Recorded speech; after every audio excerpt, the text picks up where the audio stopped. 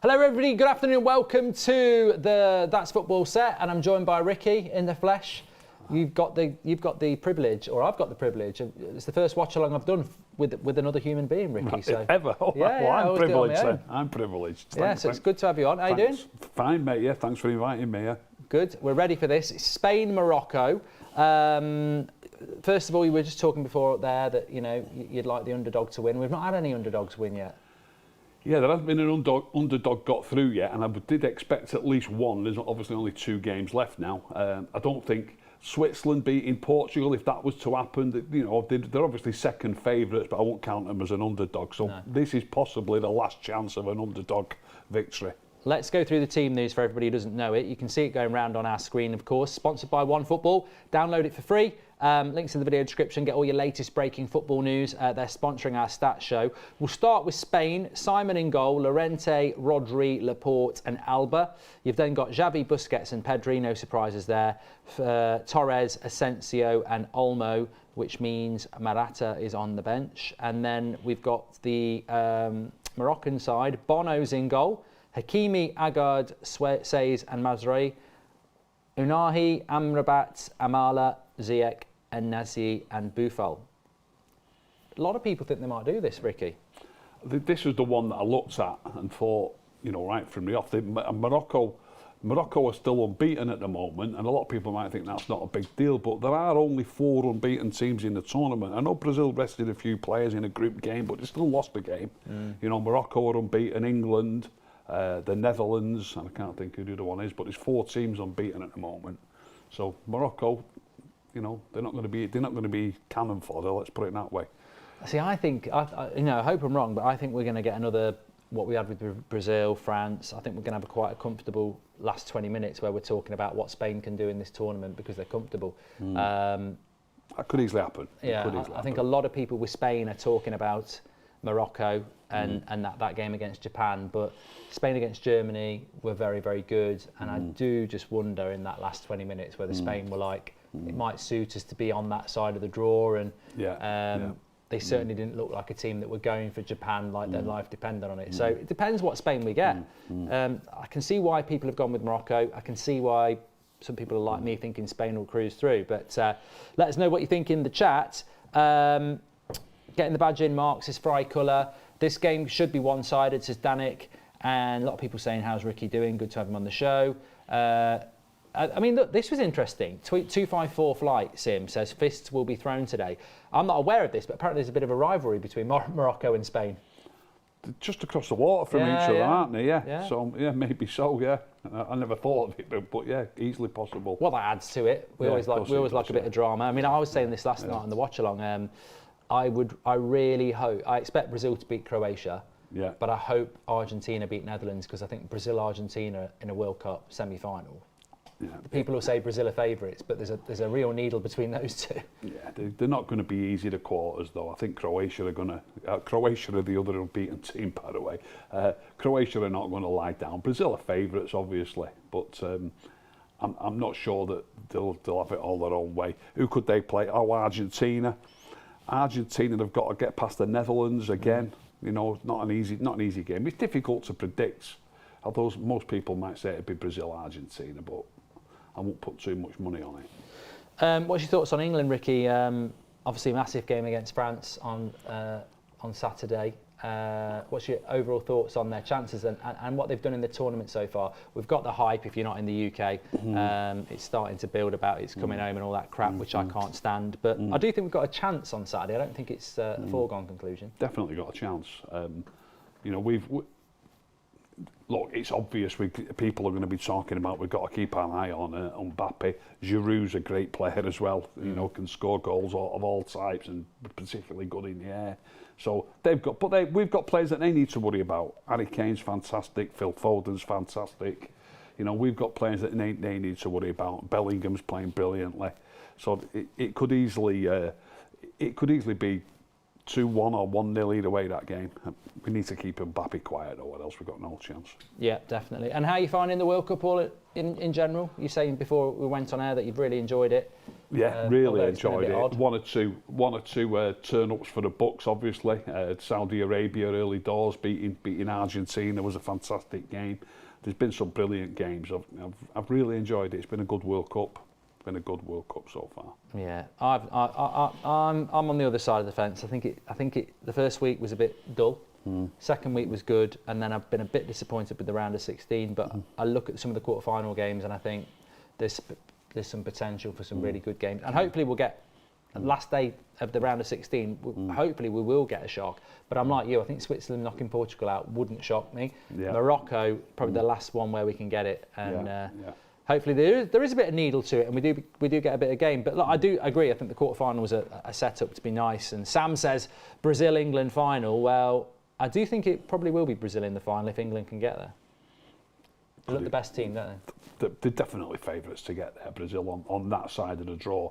On our side of the draw, if we're honest, France have been really impressive. You know, I'd love England to beat them, but France have been impressive. So I think Brazil-France is looking like the favourite possible final at the moment, and that would be a cracker.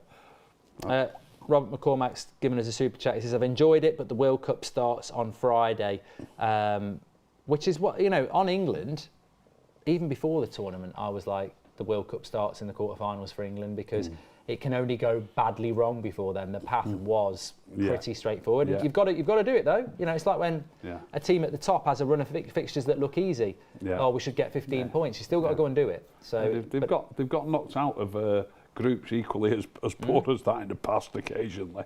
So you never know.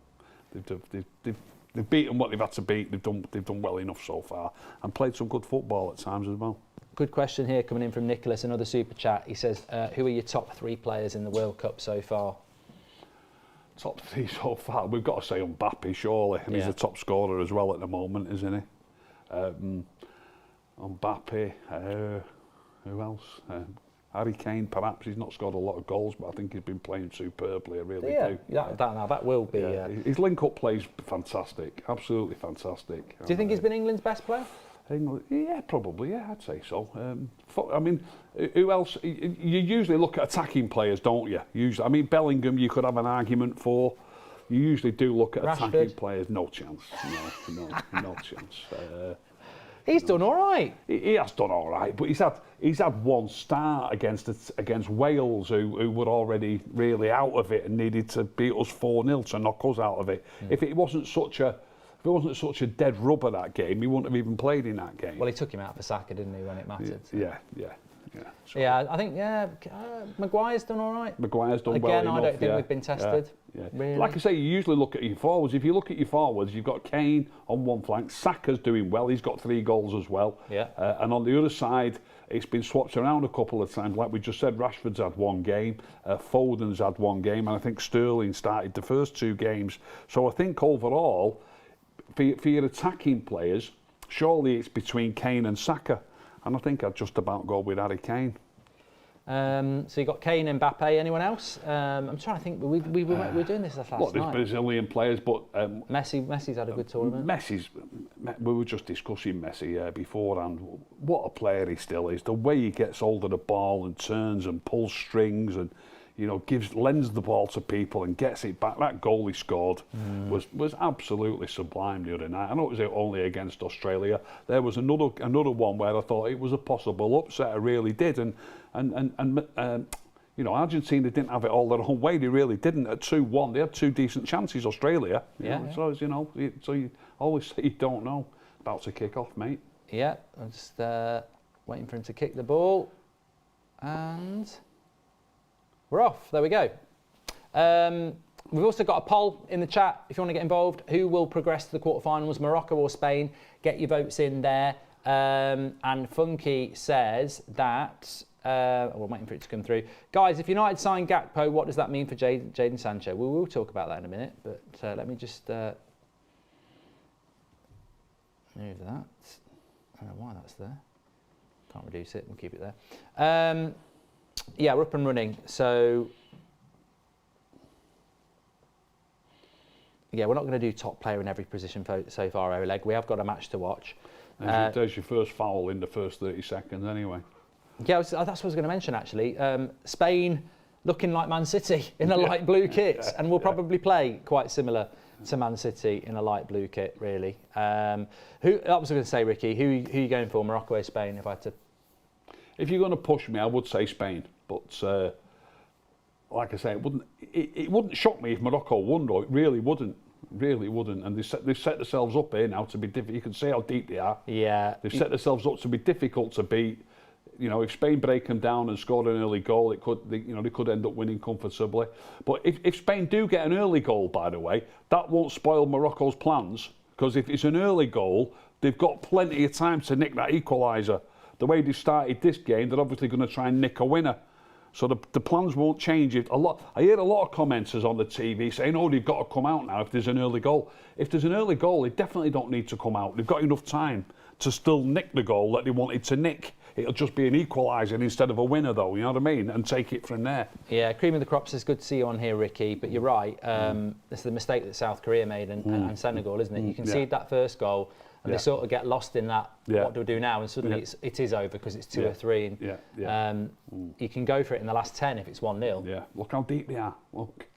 Yeah. This is why I'm looking forward to the quarterfinals, because we'll get rid of these teams, with all due respect, that when the whistle goes, they're not setting up like this. And you can understand why Morocco are doing it. Yeah. Because it's worked for Saudi Arabia. You know, you can sit in deep, well organised, get to 0-0 at half an hour, and then start working your way into a game. But it's going to be defence against attack, which obviously is a neutral. This is why I can't wait to see England-France. Although we might line up like this against France. We might sit in deep. Could easily happen. You don't want to leave a lot of green grass behind your back four when they've got Mbappe running onto long balls or through balls. Alex says Casemiro has been a fantastic player in this World Cup. Yeah, had a great World Cup. You get that question. Somebody said name your best 3 players, and it's put on you. It's difficult to think of all the players that have played well. Do you know what I mean? Yeah. What did you think? I take it you watched the Japan game. Yeah, I loved. He came on as a sub in every game, as far as I can remember. The left winger who plays for Brighton, I like him. Yes, I know you mean. He's played well every time. Not so great yesterday, but certainly in the previous games he's played really well. He was the lad who pulled the ball back when it looked like it was out, didn't he, for the winner? We've got some good players. There's a lad who played against us, Sociedad, Kubo, is it? He played off the wing, and he gave Delo a really tough time at Old Trafford. But they've got some good players. Godfather of football, Ricky, what a legend. Thanks for the super chat there. Smash the like button. Make sure you subscribe, by the way, everyone. We are doing the Portugal game later on as well from the studio. I think I'm doing that one as well. And Spain don't scare me. And Mitoma, that was his name. Mitoma, yeah, I like it. Mitoma, there we go. Thanks, everyone. Game needs a red card, says Nathan, and this game's got one in it. We've not had hardly any red cards. I was listening to the radio the other day and someone mentioned that. The only red cards we've had are a goalkeeper and 2 yellow cards for the celebration. Right, yeah, of course. You had the lad who got the winner for Cameroon. Got 2 yellow cards, didn't he? And I was also listening to something this morning as well about how there are elements of the World Cup that obviously haven't been great. Like there's been a lot of nil-nils at half time. Yeah. But the percentage of goals being scored by substitutes has gone up massively because obviously you can make more subs. Yeah. Which shows you that is probably something about football that is better because it's getting more goals later on in games. But having said that, is it better for Morocco because Spain can bring on, England can bring on, France can bring on top class players. Maybe that's why we're not getting the shocks. Yeah. Is that stat that there's more late goals, or that more of the late goals are by the substitutes? I think the way someone in the chat might be able to help us with it, but the way they read the stat out that I read this morning, it was that we've got more goals from substitutes being scored. I don't know whether we're getting more goals in general, but more goals definitely from substitutes than you normally would. Well, like you say, that's not even a surprise when they've got so many more substitutes now than what they used to have. But it is advantageous. We'll see it in the Premier League, isn't it? Yeah. If you're Man City and you can make 5 subs, you're going to probably get less shocks than you, because when you're playing at Brighton, can they bring the same quality on? Exactly. It's just the big nations have got great subs, haven't they? Including England, by the way. It's got some fantastic subs. Yeah. I don't think Grealish has had a start in this World Cup. Yeah, as he keeps coming on off the bench, and I think he's quality every time he comes on. Well, Maddison's not going to get any time, is he? No, is he fit now? Yeah. And Morocco on the break. This is what they want, the odd breakaway.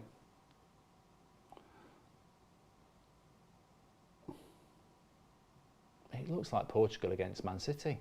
Doesn't it? Yeah, it does.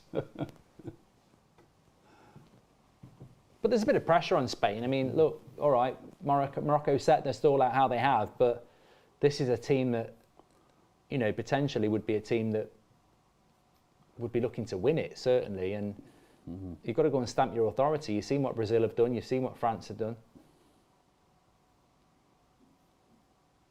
Spain did it in one game. Did they beat Costa Rica 7-0, was it? Yeah. And I think Spain-Germany was a good game.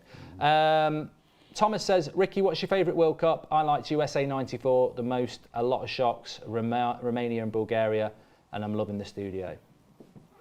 My favourite World Cup, I'm longer in the tooth than a lot of people who will be watching. I think 1974, the Cruyff turn and what have you.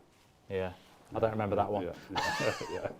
I vaguely remember 86. Italia 90 was my favourite because that was the first one I remember getting home from school and watching. Paul says 1970 was the best. That was a great World Cup. I remember that's the first one I can remember. I don't remember 66, I'm afraid, but I do remember 1970. That was a great World Cup as well. So you were alive for 66, but you got no memory. Yeah, I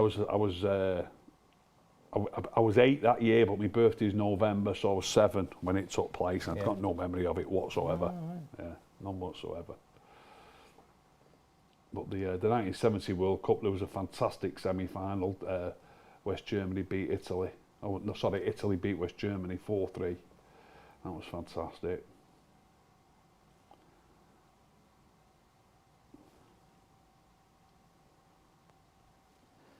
A nice ball out wide here for Spain. Into the box, Torres. Little back heel, but there's lots of numbers back. And a free kick. Yeah. Plenty of red shirts round the ball every time you get it. So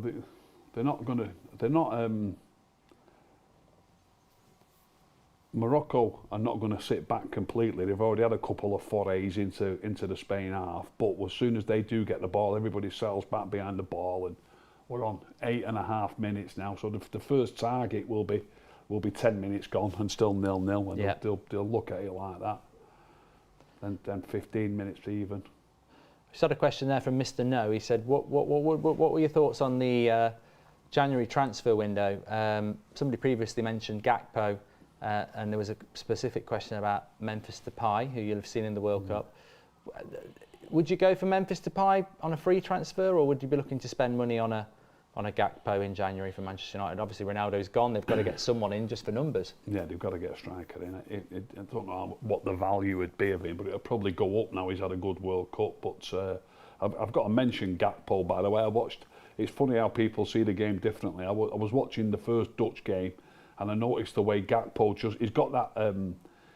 he's got that way of just whipping the ball in even when the fullback's in front of him, a bit like Beckham did. I'm not comparing him to Beckham, of course, where you don't have to beat the man, you can just shift the ball a little bit and you can whip it across.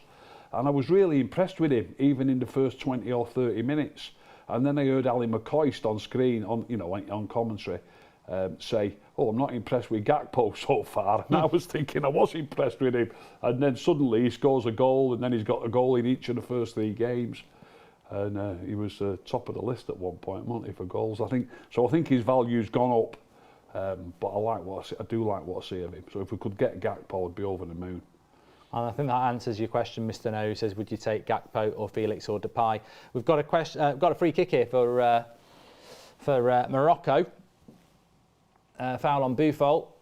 Didn't look like there was much in it. Bit of a push, but look, we haven't seen many. Rashford scored a free kick, but I was talking to Ben Foster about that, and he said the keeper made a massive mistake. He really did. Yeah. Credit to Rashford for putting it on target, but but we've not really seen many free kicks. people have struggled with the ball. Aaron's talking about Ahmad. Well, I think at Sunderland we just want to see him keep developing. Welcome Otto. But ZX poised to have a look. These are the situations that Morocco have got to take advantage of, isn't it? Yeah. Especially if they can score first. Be great for them if they could score first, but it's a bit of a way out. Are they going to have a shot or put it in the box? Well, I think if it looks like he's having a shot, doesn't it? Hakimi will shoot or Ziyech will dink it to the back post, I think. But he might shoot. It's looking like he's going to have a shot. Hakimi over the bar. What are your thoughts on Fred's World Cup, says Alex G? I've not been concentrating on him, but he started one game, didn't he? Yeah. Not surprising. I think it's the first game after Neymar, wasn't it? And it's a big difference. You can't replace Neymar, and I think they obviously tried to play a little bit more control in the midfield. But was it against Cameroon he played? I think it was, wasn't it? Second game, might have played against Cameroon, but he did start against the second game. Was who else was in that group? Switzerland, wasn't it? Yeah.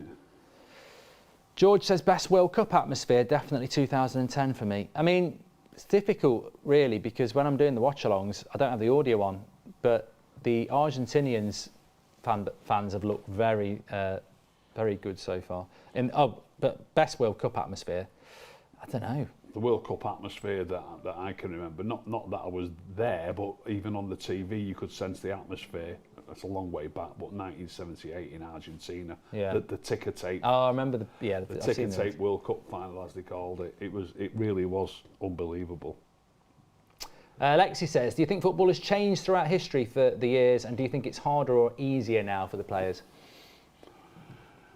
It's changed dramatically from many years ago, but I don't agree with the thoughts of a lot of people that it changes quickly, that it's changed a lot maybe in the last 20 years or 30 years. I don't agree with that, but it's certainly changed a lot from say 70 or 80 years ago when you see the old footage and the game was a lot slower and more individual players and things like that. But teams have set themselves up intelligently, defensively, and made themselves difficult to beat for a long time now, and it hasn't changed a lot in the last 20 or 30 years. I don't think so anyway. Robert McCormack says, did Serbia miss Matic and are Spain missing Mata? Yes and yes. Oh, that's a terrible first touch there. That's such a shame for Spain because obviously Morocco really well organised. They got themselves in a situation where they had a bit of a 3v3 and he miscontrols it and it's gone. Although Morocco looking like they're opening up a little bit here. There's quite a lot of gap. It's not as tight as it was. Maybe Morocco are coming out a bit more, definitely. Yeah. As soon as they're getting a little bit more of the ball and growing in a bit of confidence already, and we're only 14 minutes in, not even 14 minutes. It's funny what you said about Gakpo though, because one man's rubbish is another man's gold, and the way that McCoy looks at Gakpo and goes, "I'm not impressed." Obviously, impressed you, and I think everybody has their different ideas of players, and there's people out there that'd rather play Harry Maguire than Varane. Fair play. Harry Maguire's not having a bad World Cup, is he? I know he's a few misplaced passes, but overall not too bad. Otto says, great to see you both on a watch-along. How does Ricky feel about the Brazilians dancing last night? Absolutely disgraceful. Shameful. Really? Shameful, yeah. Yeah, it's like they're taking the mickey out of the opposition, and it also smacks of, look at us, we're the best, we're going to win it, nobody's got a chance against us. If they were Mind games, probably. If they were my players, I would say, let's save all that for when we've actually won a World Cup. Myron says, the one thing I'm happy as a Brazil fan is that the manager finally did not use Fred. Decent player, but we have better options and plays too often. I got to be honest, I heard Roy Keane say similar, and I was watching the game, and I've got to be honest, it just didn't register. It didn't bother me at all. I was just like, I think it's a very cultural thing. Yeah. I think that's just, they went and danced with the manager. Would I want to see England and Southgate doing it? No, but I don't think they do it as a disrespectful. I think they're doing it because it's a cultural thing. But if they did it against England in the final and started dancing, I'd probably lose my head, to be honest. Yeah, I think if you win the World Cup, celebrate and dance all you want. But I just think that in the last 16, it's a little bit premature. And maybe they're not deliberately thinking that they're taking a mickey out of the opposition, maybe not, but they're certainly a bit premature, I think. Is it not the same as what Anthony did at Old Trafford a few weeks ago, where he gets the ball and does that pirouette that thing? he did? Showboating a bit, isn't it? Yeah. Correct me if I'm wrong, I don't think we were even leading in that game, were we? No. When that happened. No. It's definitely I think the younger generation love it, and you know, obviously Roy Keane didn't think much of it either, and he's an ex-pro. Look, it's the world we live in. Some people can find it offensive, some people can enjoy it. That's what it's all about. Have they done that after every goal they've scored, or just in that game? You know, and if so, why? I mean, if they haven't been doing that in every, I can't really remember, but I don't seem to remember them going so over the top in the previous games. I think Richarlison does it pretty much after every goal. If you don't want them to celebrate, then don't let them score, says Jack. That's a fair shout. This is fair point. Let's hope Croatia can stop them then. I'd sooner play Croatia in the final if we can get there. But no disrespect to Croatia either, because they beat us in the semi-final last time. You never know with Croatia, do you? No. I wouldn't fancy them, but you never know. And as I said, if Argentina get through against Netherlands, I wouldn't write them off against Brazil, because that becomes a bit of a derby. Yeah, they're all good teams in a minute. Even if, maybe if the Netherlands get through, I think they'd make a fist of it as well. There's no, I don't think there's any whipping boys left in the tournament at the minute. And the way this is going, as I thought it might at the moment. 17 minutes gone. Even Morocco might make a fist of it against anybody. They certainly are. They certainly are against Spain. The thing for Spain for me is that they're a good team, and I think maybe because they scored 7 against Costa Rica, there was that belief that maybe they'd solved that problem. But I still think putting the ball in the back of the net is their problem. International football is so interesting, because I think USA really impressed me, but they couldn't put the ball in the back of the net. Yeah. Poland have got one of the best strikers in the world with Lewandowski, but they can't provide him with the service. And you can almost mishmash some of these teams and go, of course you could, if you put that with that, but then you get the select Brazil, England, France, who just got players in abundance. That's gone out. That's gone through. Yeah, it's interesting. I was on about this yesterday, actually. I was listening to BBC after I think it was the Japan penalties, and the penalties were shocking, weren't they, by the way? But sorry, go on, carry on. Gary Lineker was talking to, it was definitely Rio Ferdinand and someone anyway, and we're talking about England's chance on Saturday. And Rio Ferdinand, when he did the old, I don't care, get the contract out and sign it. Well, he came out with the right perler again. Well, you might agree with it, actually. He said, this is the best England team of my lifetime. Now, considering he was part of the Euro 96 squad, so he would have seen Italia 90. Euro 96, he was part of the squad? I think he was as a teenager. I'm pretty sure he went as a teenager. I might be wrong on that. But I'm pretty sure I saw Rio. No, maybe I'm wrong on that. But he would have been alive. Yeah, for sure. 2002, man for man, are better than this lot. But I mean, Italia 90 was. That's just the sort. This is what I mean. If you don't live in the UK, this is the sort of hyperbole. Yeah, you just get hype all the time, don't you? Did you see John Charles play as Joshua Bowater, or is that too far back? Too far back. I'd love to have seen him play. And his brother. Danda says, "What country would you like to see host the World Cup?" Well, it's gonna be hosted, isn't it, in the USA, Mexico, and Canada jointly. So the USA is my favourite country in the world. So there's your answer. I liked USA '94, but obviously England not being in it didn't took away from it. It's a shame, because I did like it. Yeah. So I'm looking forward to that one. I'm not that fussed about England hosting it. I've got something I want to say about that USA World Cup, by the way, but probably save it for half time. Don't forget it. Might take 5 minutes. Yeah. But I mean, it is being held there in the next World Cup, so it'll be absolutely fantastic. I'm sure of it. If you go there and you want to, it's the best time to ever go, innit, to go and watch football and tour such a fantastic country. It'll be an unbelievable trip. Anybody who's lucky enough to be able to go there. Morocco are definitely coming out of the shell. I think it was a classic example of feel our way in for 10 minutes, feel how the game is, and then Yeah, adapt from 20 there. minutes gone now. Yeah. They're not. I don't think they've even had a scare yet at all, have they? No. Nothing like a scare. No, it's developing at the moment into quite a 50-50 game. Yeah. If you just come down from Mars and you didn't know who these two teams were, you wouldn't be able to say, oh, this team are better than that team. There's nothing in it whatsoever. Tom Boone says, Ricky, the clip of you saying Smalling is better than Maguire, and also Aaron Wan-Bissaka looks like a fish riding a bike, has aged like a fine wine. Yeah, but a lot of people mention that to me, and they talk about me disrespecting Harry Maguire, and you know he's not the best centre back in the world, but he is decent. And the reason I was pointing that out at the time is because of how highly I rate Chris Smalling. I wasn't really trying to say that Maguire was terrible. It's just that you've got to be some player to be better than Chris Smalling, and he's still playing well now, very well.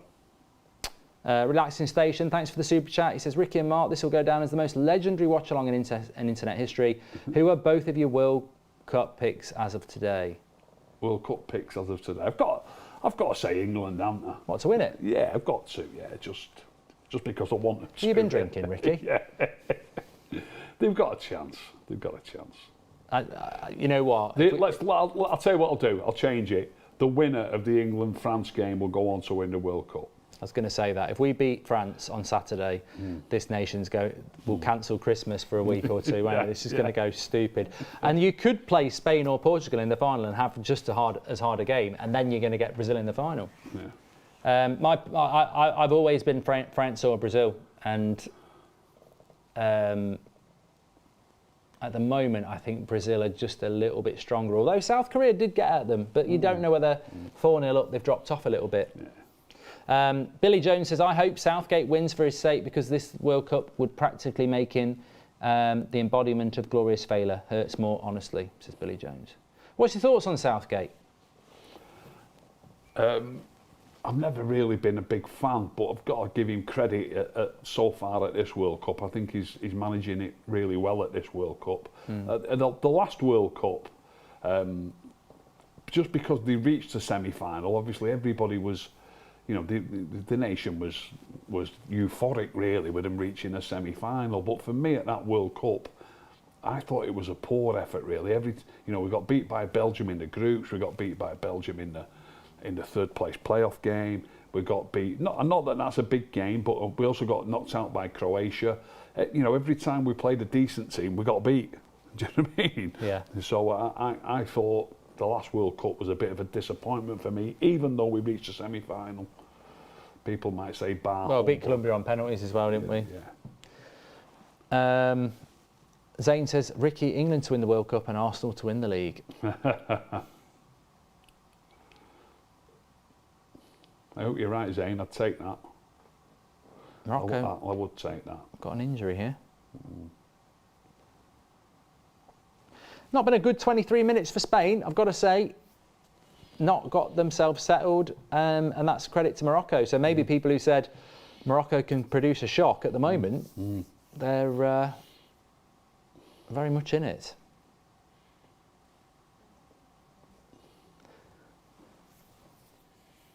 I think I've never been a big fan of Southgate. I think he's a bit crap, to be honest. But he's doing all right at this one. I mean, he made changes for the Wales game, which was the right thing to do when it looked like they would have to have lost 4-0 to have gone out in that game. So that was a good time to rest players.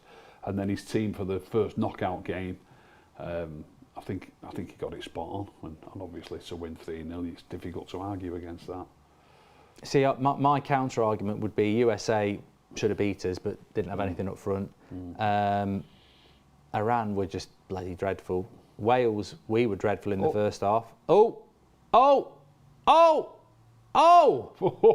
Well then, I don't know. It was offside anyway. Offside after all. They bit the bar. I can't wait to see that again. Which bit was offside? Yeah. Keeper makes a bit of a mistake. So keeper's got it. A little bit. Passes it there. Yeah. Does that go straight to the guy who's offside? Yeah, it does. Yeah, he's miles offside. Didn't bloody score it anyway, did they? A good save and a good block, but they still didn't score it, no. They saved that, onto the bar. They need to start kicking it long for a little bit. Yeah, calm down. I thought England were disappointing against Wales for 45 minutes. And then the same against Senegal, 40 minutes, disappointing against teams that 35 minutes against Senegal. Yeah. They got 2 in the last 10 minutes of the half. Yeah, but I think we've got to start quicker. The half an hour, we start too slow, and it's almost like we score a goal and we realise we're a good team. Yeah. Here we go. Thoughts on Anthony, Ricky, says Tom Boone. I think he's definitely got something, but he needs to hit the gym. A bit lightweight. Hang on, look. Side netting. Side netting. Was he onside? Has the flag gone up? That's Asensio, isn't it? Now they're just looking like they're getting a bit... Let's have a look here. He's on. He's onside, yeah. So that's a reasonable chance. He's got to cross that. Chance. Why didn't he cross it? Squares it, yeah. No, he's got to do it first time, to be fair. Defenders covered really quick. Tough angle to score from there from Asensio. Suddenly, though, it's just looking like Spain are turning the corner here.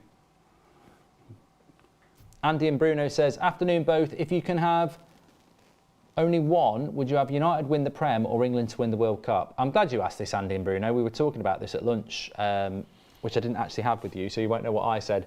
Would you sacrifice a Premier League for England to win the World Cup? No, not now. Not after we've not won it for so long. If you'd have asked me that question when United were in the midst of winning, I don't know how many, we were in about 11 or 12 titles. So, I might have said the opposite, but at the minute, I'm desperate for United to start. I was speaking to you, Mark, before we went live. As a child and as a young man, I was a massive England fan, and I was in tears when they got knocked out in the 1970 World Cup by Germany in the quarters, I think it was. But over the years, I've got a bit longer in the tooth, so to speak. I'm not as big a fan as I used to be of the England national team. So, but I would like them to win it. And if we'd won four of the last 5 league titles, maybe I'd say differently. But that's not the case, is it? No, I agree. I wouldn't. I think, I don't know whether it is an age thing. I used to be the same. I used to mad about England around sort of probably from Italia 90 to I think 2006. And it was World Cup 2000. Well, we didn't qualify for 2008 Euros, and then World Cup 2010. I was like, I can't be doing this anymore. They're just crap. So, no, I'd probably give an FA Cup up for it. But yeah, I would, yeah. But not a Premier League or a Champions League, never.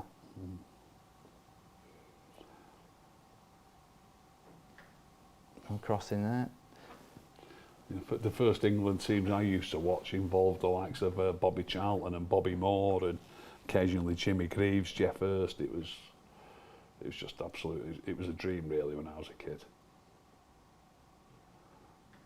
Of course, if the main thing if you live in Liverpool is that you don't even support England at all, do you? A lot of them just do not class themselves as England fans. They're, which, each their own. Plenty of United fans, isn't there, like that? But yeah. Mr. Vinegar says, Ricky, what was Mark like as a child? You seem like a great dad. Yeah. This is a better one. Alex G says, Ronaldo or Messi? Ricky, where do you stand on that debate?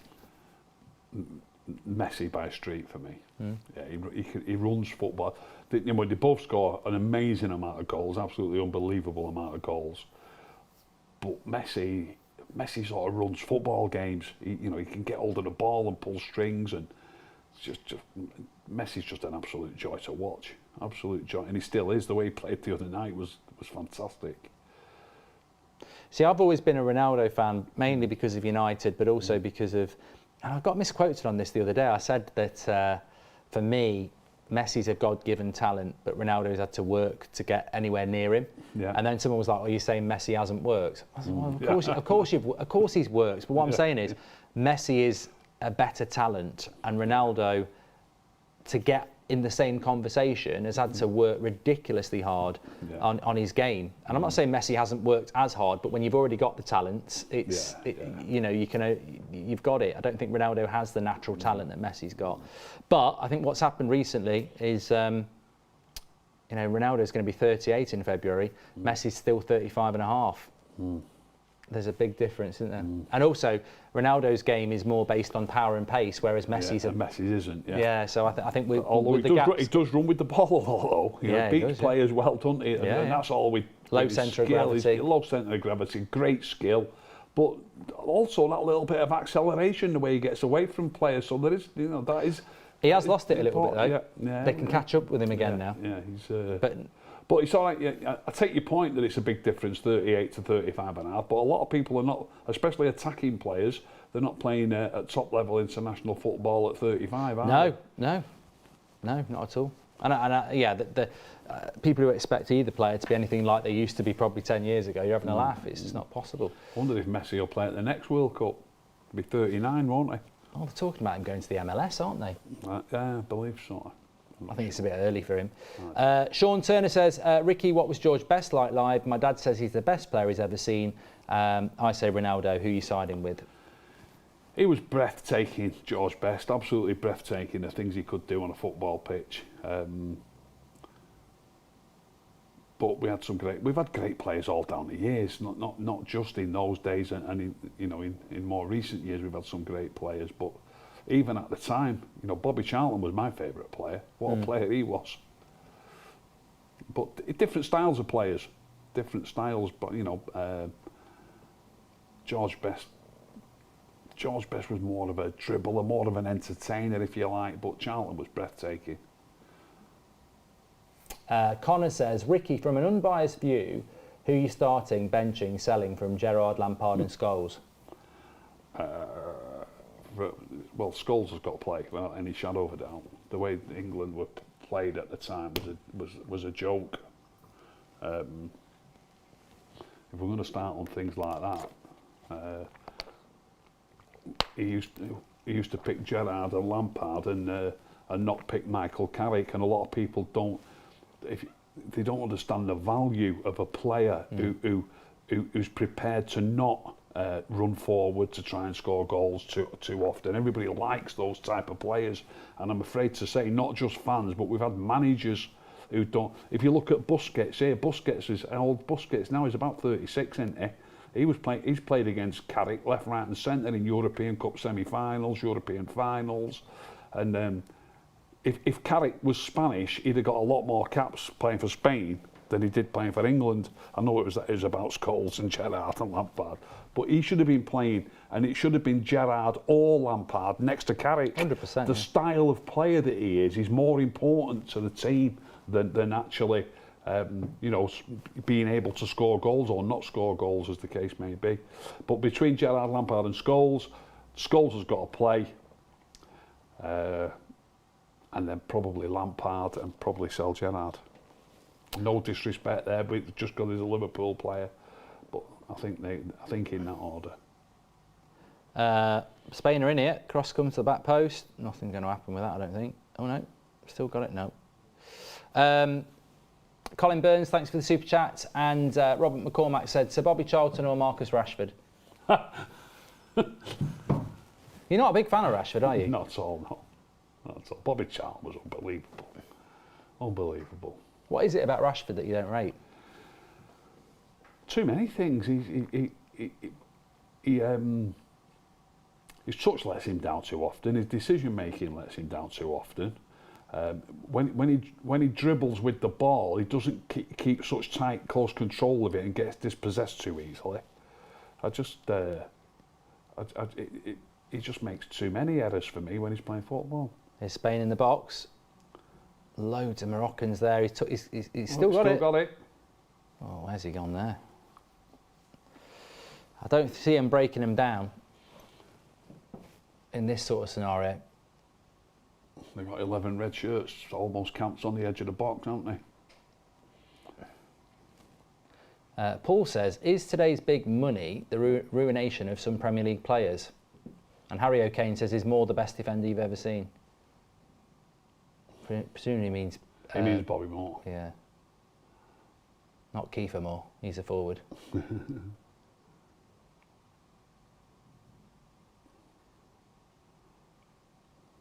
Oh, that's going to be a foul, isn't it? Do you think Bale is the greatest British player of this generation, and what he did at Madrid and the 2016 Euros was simply incredible, says Cutty?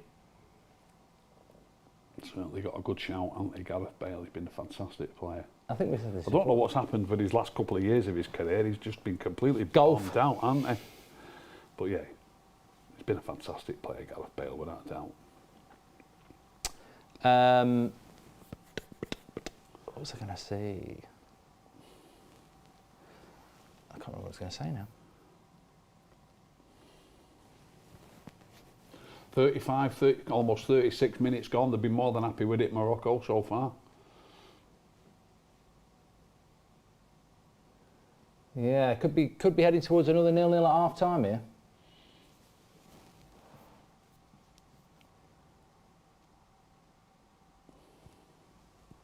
Lots of energy from Morocco, well organised.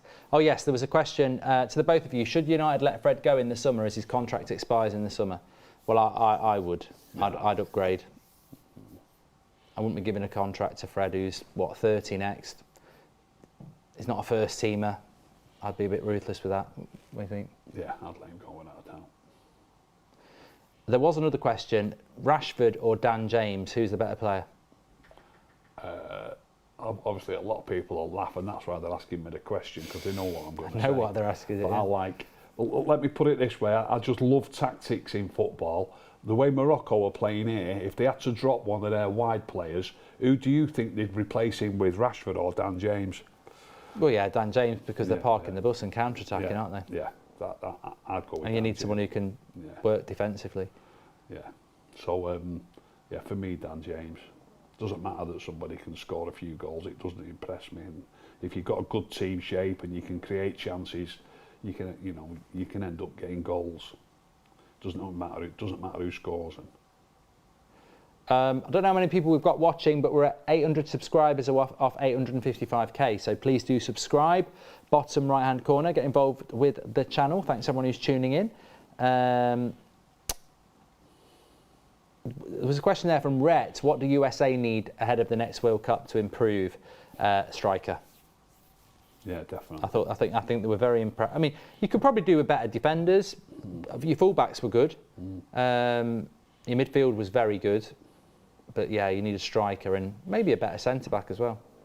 I think Zimmerman, who was playing at centre back, is in his mid-30s, isn't he? So they're gonna need another. Needs a Zimmer frame. They need another centre back come there. So Spain's passing's been poor. Yeah. It's almost like it's raining. I don't think it is, but well, I doubt very much it's raining. Play.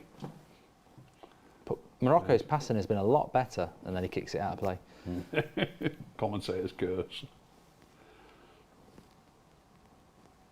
I think we've got a right game on our hands here, Matt. Well, yeah. There could be another bloody penalty shootout by the sounds of it. Long way to go yet for that. A long way to go. Yeah, a lot of games have been 0-0 at half time, and then we've got rid of the 0-0s. I don't think we've had a 0-0 for about a week and a half now. No, that must be. I'm wrong. I think there was one on last Thursday, but there's been less of them.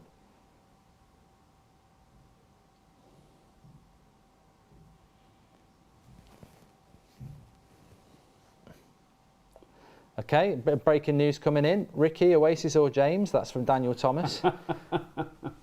That wasn't the breaking news, but you can answer that if you want. James. We've got a bit of breaking news. Well, I says thoughts on Duncan Edwards, Ricky, but you wouldn't remember him, would you? I don't remember him, but I've read. He died in 1958, tragically. He died the year I was born, a few months before I was born. But I've read lots and lots about him, and I've spoke to one or two, even older boys than me who have said that he was the best thing since sliced bread. My granddad worshipped him. I'd love to have seen him play. General Cal says, glad to hear the Charlton love, as there's always that recency bias. My granddad's a Derby fan, always raves about him, played for Derby in a random friendly in the 70s, and he still remembers it to this day. Wow. There we go. The breaking news, by the way, is that L'Equipe are reporting that Kylian Mbappe missed a training session with France. It's Tuesday. Didn't look like he had any injury. I mean, that would be... That'd be a dream come true. You know what? Though? I think that's probably the worst thing that could happen for England, because we'd fall into the trap of going, we've beat them now. And it's not like they can't put Kingsley Coman on the wing or Dembele, and they're still a very good side. So There'd be no reason. I don't want that. There'd be no reason for us to think we've got the game won just because Kylian Mbappe's not playing. I'm not. I've never been like that anyway. You know, I'd rather watch United play at Anfield than I would watch us play at Carrow Road. You know, I'd rather play France and beat them with Mbappe than without. You know, I think I don't like. You can't excuses. As much as you can say that, and all that's true. I agree with it. But you don't know in advance what is going to happen. But if somebody could say to me, look, if Kylian Mbappe plays, you're going to lose, and if he doesn't, you're going to win, I'd go, well, I'll take it. I'll take the win. Glenn says, I know ideally we want players who are the future, but short-term deals have their place. I always remember the impact Henrik Larsson had on the team in 06-07. I liked him, Larsson, yeah. Good player. Luke Evans says, Spain are boring. Daniel says, Ricky, what's the best match you've ever attended? Were you there in 99? Yeah, I was there, yeah. It's too difficult a question to think of all the games that I've been to. Were you at the Barcelona game in 84, was it? Robson? Yes, I was at that game, yeah. I'm just trying to think of games that people have told me were... Yeah, that was a fantastic night, that, when they won 3-0 on the night. 2-0 down from the first leg. Fantastic atmosphere. But I've been to some amazing games. I'll tell you what was a fantastic game, beating Arsenal in the treble year in the semi-final when we were down to 10 men. I was at that game. Oh, I thought for a minute then, I thought that was a Spain chance, and I was like, what's he done? Ooh. And it nearly was a Morocco chance from across. Yeah. Morocco probably had the best chances, That's probably the best chance, yeah. I tell you what, I'm starting to think that people who said Morocco were going to get a shock here, they might have been onto something, because Spain have really not. I don't think that Japan game was a bit of a snooze. I think they're just not playing very well. They should have scored that. They just couldn't keep it down. Blame the ball. Blame the ball.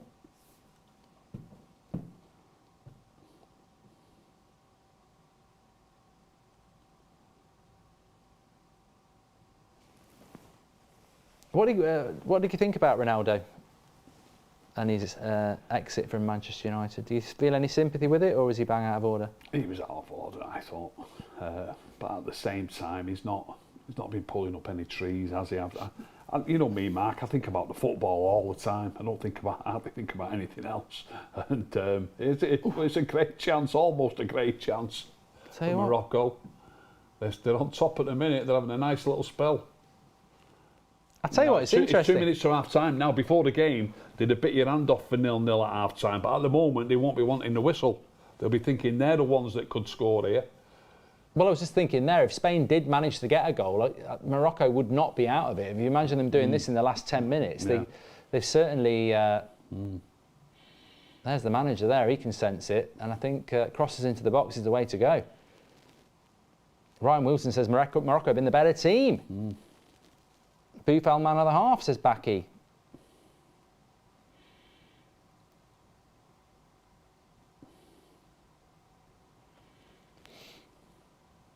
Spain have met their match in Morocco, says Paul Brook. This is going to penalty, says Jack. I hope not.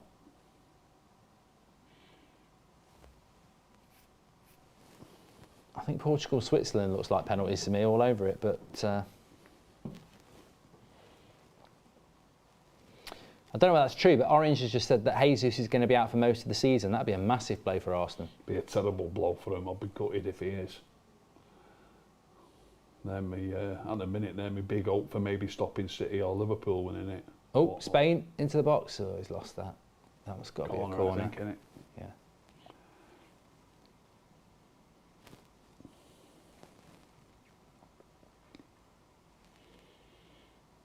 Gone for the short corner. Looks again, it's not a bad cross, but there's absolutely no Spain player. Chasing it in, no. Pedri. You can only play 11, and that's where they'd like Morata when they're putting a ball in the box like that.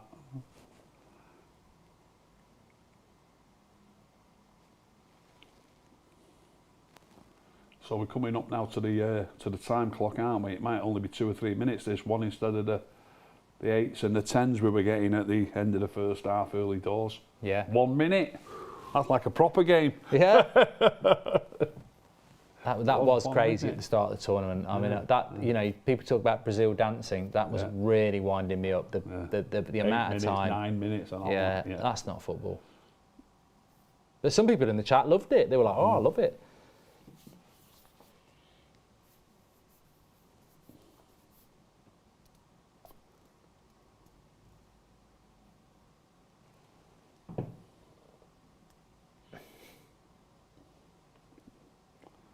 Very composed play. Don't give it away now, commentator's curse. Yeah, give it away. Spain, but it's going to be a chance here, I think. No, a bit too wide. What is it? No, let it go. That should do it till half time. Yeah, get your questions in for half time, everyone. Well, we're just about to hit it, and the referee has blown it there. So a 0-0 at half time, another 0-0 at half time. And not a lot to report, Ricky, really. Morocco probably been the better team, really. Just about, yeah. Sat really deep when Spain have got the ball, making it really. I mean, they've had a couple of moments, Spain, not good chances, but they've had things where you just thought on another day it'd fall to one of their players. But Morocco have had chances as well, so pretty even, but Morocco more defensive than Spain for sure, but pretty even game. Yeah, Spain just missing that cutting edge again, where they just. Yeah, I'd probably get Morata on. I know he's a bit of a divisive player, but it's a different style. Like I say, they've just put one eyeball in the box, which is not what they've been doing. But maybe they might have to try that avenue and give him the last 25 minutes if they haven't scored by then. Yeah, definitely. You said you were going to mention them. Yeah, the World Cup, the World Cup in the USA, Canada, and Mexico, the next World Cup. I can see the group stages being an absolute shambles, and the reason I say that there's only three. They're having extra teams, aren't they? 48 teams, is it? Yeah. And 16 groups of 3. Yeah. 16 Top groups 2 of 3. through. So a lot of people watching this won't remember it or won't have heard of it, but some will have done. As far back as 1982 in Spain, Germany played Austria. In those days, there were still 4 teams in a group like there is today, but they used to play the games all one after another, over a couple of days or whatever. But they didn't. The final 2 games of the group stages weren't played at the same time like they are today. In those days, it was just one game after another, after another, after another. So on the final group game, the 2 teams had an advantage over the other 2 teams who have already finished. They're finished. So you're playing in that game and you know exactly what you've got to do. Yeah. So you've got an advantage because you're playing in the last game. So Germany played Austria in 1982. As I say, I know a lot of people will know this, but some won't. And Germany needed to win, and Austria would qualify with a narrow defeat. So Germany won 1-0, and they spent most of the second half, both teams, with all 11 players in their own half of the field, just passing the ball between themselves. The crowd were booing, the commentators were saying it was a disgrace. After the game, there were shouts for them to have points deducted and maybe even get kicked out of the tournament and all this. And ever since up until 1982, all of the World Cups were like that. The games were all at different times. So ever since 1982, they've made sure that every single year that the final 2 group games are played at the same time. That's why these games now, well, not now, it's a knockout stage now, but the final 2 games of the group, they're at the same time, so you don't know exactly. I know it still happens occasionally, 10 minutes to go, you know that somebody's losing 2-0 and you're through with what you've got. It does happen occasionally. But in those days, it used to happen quite a lot because it was the only game being played. So they always play at the same time. Now then, in this tournament coming up, they're only going to have 3 teams in each group. So there's only going to be 3 games, which I think is a joke as well. That's a joke. A lot of teams are going to go over there and only play twice and go home. There's only 3 games. So if you look at a group with 3 teams in it, let's say Team A beats Team B 1-0 and then loses 2-0 to Team C. So they're finished. Team A are finished. They've got 3 points and they've got a negative goal difference of -1. and then the other two teams play each other. They know already, don't they? They know already. Yeah. But not only do they know already, but Team B, who have lost 1-0, only need to win 1-0, and then they've got a level goal difference. Don't forget, Team A have got a negative goal difference. So Team B, if they win 1-0, have got an even goal difference, so they'll be above Team A, who are not playing. And Team C, don't forget, they've won 2-0 against Team A, so they'll have a positive goal difference by losing. So when those two teams play each other, if the first two games were 1-0 and 2-0, when those two teams play each other, one team knows that they'll get through with a 1-0 defeat, and the other team knows that they'll get through with a 1-0 win. Integrity, isn't it? Now, exactly, the integrity of the tournament's going to be awful. Now, there's 16 teams. Now, obviously, that's just one scenario. There can be many different scenarios. Don't forget, like I just said, there's 16 groups. It's almost certain to happen, I think, in 2 or 3 different groups. Yeah. Surprising they've allowed that to happen. Think of this. If one team wins 1-0 and loses 4-0, they're finished then. They've got a -3 goal difference. That could happen easily enough. The team that have won 4-0 are going into their final game. They would have to lose 7-0 to be level with that team who have already finished. And even then they would have scored more goals. They'd have to lose 8-0 to go out, having won one game 4-0. I think it's going to be an absolute shambles, the group stages at the next one. I just said before that it's a country that I'd love to go to watch a World Cup, but I do think they're heading for big problems in those group stages. I think in at least, I would imagine, at least 3 or 4 of the groups. It is a great point because that's the reason it was changed. Yeah. And now they're gonna, they've always had the final 2 group games at the same time, and now they've gone back on that, and they're going to have one group game finishing the group. So basically, the way it's going to work at the moment for the next World Cup is that you'll get 48 teams with 3 groups of what would be 16. The top 2 go through. So three teams in a group. Top 2 go through to a round of 32, and then that goes to a round of 16 now. So you get an extra knockout game, but you don't play any more games because you don't play 3 group games. You play 2 group games and an extra knockout game. Yeah. But as Ricky's saying there, if you play in a 3-team group, you can't have teams kicking off at the same time for the final game, so they'll be open to the same thing that happened in 1982. Yeah. They've got to work that out. They've got to work that out. I don't think what they can. I can't. I've been racking my brains. I don't know what they can do to. We could have 4 groups of 12. 12 groups of 4.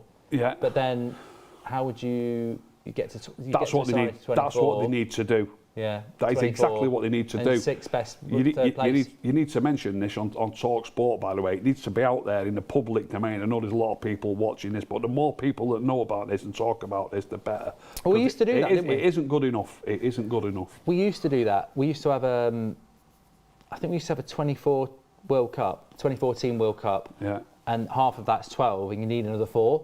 Yeah. So they'd give it to the 4th best 3rd place teams. Yes. But yeah, you can't have. That's how it needs to go. You can't have a 3 because then it would just. A 3-team group's going to be disgraceful, and I'll be amazed if it doesn't happen in at least 2 or 3 groups where people. I'm not suggesting, by the way, for one moment that this will be preconceived between the nations, but when you're watching a game where a team who are losing 1-0 or winning 1-0, and they know that that's good enough for them, we've already they sit back and they defend deep, don't they? Yeah. So imagine I'm a manager of one team, you're the manager of another team. We don't need to speak to each other.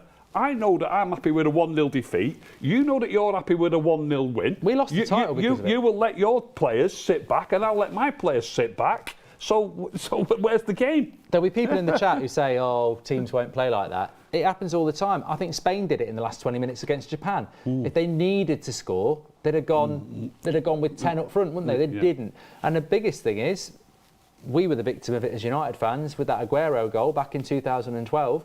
QPR are fighting for their lives, because they think they're going to go down. 3-2 Jacko. Who's the manager? Mark Hughes for QPR. You see him come to the players and say, "We're safe. It's already over at the other place." QPR go, "Ooh, we're fine." So it can happen even when teams are playing at the same time. That's why the Premier League all kick off at the same time. Yeah. So what's happening at this World Cup is anti-football, really. It's not been going on in football for many, many years. Yeah. The final games of competitions need to be at the same time. Well, I also think with this World Cup, it's an interesting conversation because I think at this World Cup there's been an issue as well with, I didn't like the goal difference being the way. I like head-to-head because look at Wales. If Wales had beaten England 2-0, they were going home because England had a much better goal difference. I know you've got to have rules and you've got to have rules, but also somebody made a good point that, I mean, I know the World Cup's going to change now, but if you are playing Spain or Brazil third in the group, you're in a better position. Tunisia beat France, Cameroon beat Brazil, Japan beat Spain. Would those teams have beaten them if they played them first? No, because France and Brazil would have put their stronger team. So there's always angles. You can't get rid of everything, but I don't think you can go into it with that. Robert McCormack makes a good point as well. He says there's too many poor teams in the World Cup, let alone 16 more. Where do you stand on that, increasing it to 48? Because, I mean, Qatar were absolutely dreadful, but they hosted it. You can understand they wouldn't ever qualify. But I think England, France, Brazil, they're cruising into the quarterfinals no matter what. Making it bigger isn't going to change that, is it? But it just gives more teams a chance to play in a World Cup. It's not going to change that, but I don't know how they're going to allocate all those. I'm sure it's out there, you'll be able to look it up. I don't know how they're going to allocate all those extra places. But for example, at this tournament, Italy haven't qualified. Surely there'd be at least one more place for a European nation. Maybe Italy would be in it. Well, so, I think Africa's such a competitive. So many good lots teams. Lots of decent teams so from Africa. I'm open maybe to them having a few more. Yeah, without a doubt. So it might. Look, there's bound to be one or two more teams in it who were awful. We've had one or two pretty poor teams in this. But on the day, apart from maybe Qatar, they've all given teams a game. Look at Costa Rica getting beat 7-0, and who did they beat? They beat somebody next. Who did they beat? They beat Japan. Yeah, they were beating Germany for a short period of time, but they did beat Japan. Japan beat Spain and beat Germany, didn't they? Yeah, unbelievable. But I do think that. Just on the integrity thing, one of the problems I've had with this tournament is the integrity of shoehorning this World Cup into Christmas. We've already seen, as United fans, we've seen them playing 3 times a week, and to fit that Europa League game in. And I do just think that they've got to do something with the calendar, because even though there won't be an extra game, it's get another 16 teams in. It just seems more and more pressure from UEFA and FIFA to get more and more games on to make more and more money. The Carabao Cup for me this season has got no integrity at all. We're playing Burnley in 2 weeks, and we'll have 75% of our team out. Burnley are top of the Championship and will have played 2 Championship games before that. It's our first game back. I mean, for me, you're at that point there where you're going, that's a trophy we'd like to win. We haven't won a trophy for 5 years. Tough game, innit? But where's the integrity of it when you can't put players out? Because they won't put it back a month. So that, I mean, obviously that's this World Cup. That next World Cup that we were discussing is a normal World Cup in the summer, isn't it? There's going to be you're only going to, if you reach the final, apparently it takes 7 games, 3 group games, 3 knockout games, and then the final. Same as now. And it'll be the same then, but it'll be 2 knockout games and 4 knockout games and 2 group games, wouldn't it? But does it work out 2 extra games over the whole tournament? I suppose it must do with all them teams. We, the consumer, get loads more games to watch. Right. But for the individual team, it's still the same, because you get 2 group. Like you say, there'll be some shit teams who only get 2 games instead of 3. I don't like it. I don't like it one bit. I don't like like you said, like I've just said, the integrity of it. But at the same time, teams that are going to go. If you're a player and you go to the World Cup in a World Cup squad, it might be the only time you go there. There must be hundreds, if not thousands, of players down the years who have played at one World Cup. And you go to the World Cup, and now, if you're the team that gets knocked out, your team's only going to play 2 games. So there's also far less chance that you're going to set foot on the pitch. If your team plays 3 games, you've got much more chance that you might get a few minutes on the field. And I just think they should be playing at least 3 games. Some teams will be travelling halfway around the world to the States and playing 2 games and going home. you know. Well, Ivan Scannell says they're actually going to scrap the 3-team groups, but the fact that it was even thinking about doing it. Has that actually been said? I don't know. He's just saying that. I saw him speaking on TV last week about the 3-team group. Yeah. But I mean, how many groups of 4 would it be? They need to split it into groups of 4, and they need to give the third, the best third place teams chances of getting 12 through. groups of 4, wouldn't it? Is it? Yeah, 12 groups. But then they've got to play an extra game, haven't they? Yes. Then they've got to fit an extra game in. Unless they do, well, no, you wouldn't be able to go down to 16, would you? You're not going to. Yeah, you couldn't. You can't have a 48 team. But that's the problem they've got. Yeah. Is if they have the 3 group games, which I think they need to have. Yeah. You're going to have to give an extra knockout game as well, aren't you? So you're going to create. This is the thing. They've not thought it through. They've given an extra. They've made the World Cup bigger. If you had 3, you'd have 3 group games. And then a last 32, which you normally have a last 16. So you'd have to play 1 more game if you were going to reach the final. Yeah. So I don't think that's a bad thing. I mean, consider this: there's normally only 2 teams play 7 games. Yeah. The 2 teams who reach the final, nobody else plays 7 games. They've got the squads to do it, does it matter that 2 teams are going to play 8 games? Yeah. And then 4 teams are going to play 7 games? Does it really matter? I don't think so.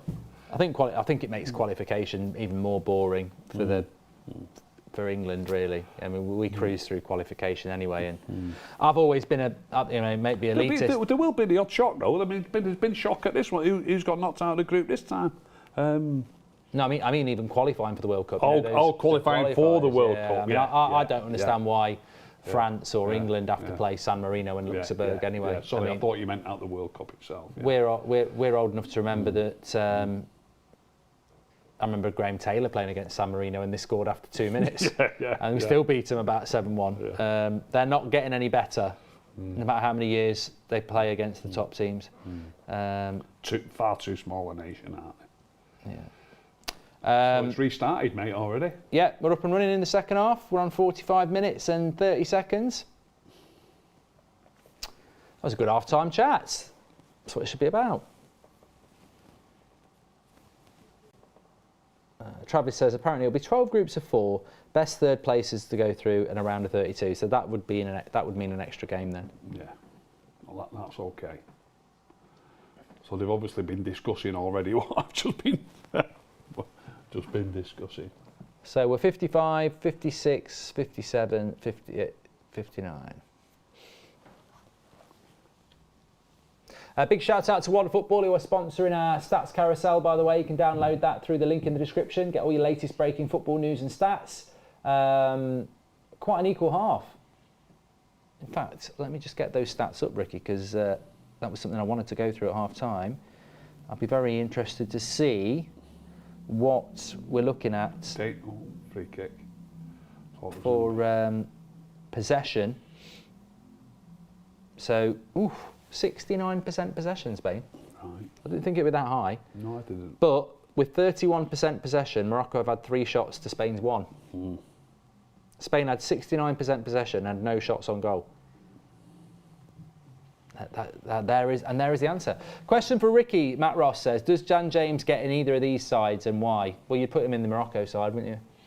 I don't know all of the Morocco players well enough to be able to answer the question, because one of my favourite sayings, you've heard me say it 100 times, you can only play 11. So you've really got to work out whose position you're going to put him in. And I don't know the Moroccan team well enough, really, to say.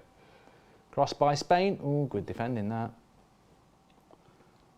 But he certainly wouldn't let him down if he was in it. In this team shape, he wouldn't let him down. He'd do his job. Bruno's had a good tournament. Yeah. You coming round to Bruno yet, or is he still? Well, he's doing all right for Portugal. He seems to be playing better for Portugal than he plays for us. I'm not a big fan, as you know. Gives possession up too easily, I think. Joseph says, sorry if you'd already asked this, but if England beat France on Saturday, what's your verdict for England to win the World Cup? Will you be more confident? Well, I know the nation will be. Well, you'd definitely be more confident. It's one game out of the way. Whoever you're playing, you're a step closer. But on top of that, if you happen to knock France out, you've got to fancy yourselves to have a chance against anybody. I'd put it this way, I'd be disappointed if we knocked France out if we didn't get to the final. Because if you knock France out, you shouldn't really be worried about Spain, Morocco, Portugal, Switzerland. I'm not saying they couldn't beat us, but you've done the hard job. I'd still wouldn't be getting excited. Look, if you get to the final and you're playing Brazil, you're going to be super excited. I'd expect us to lose, but it's still. If I was Moroccan, I'd look at it. I'd look at it like this.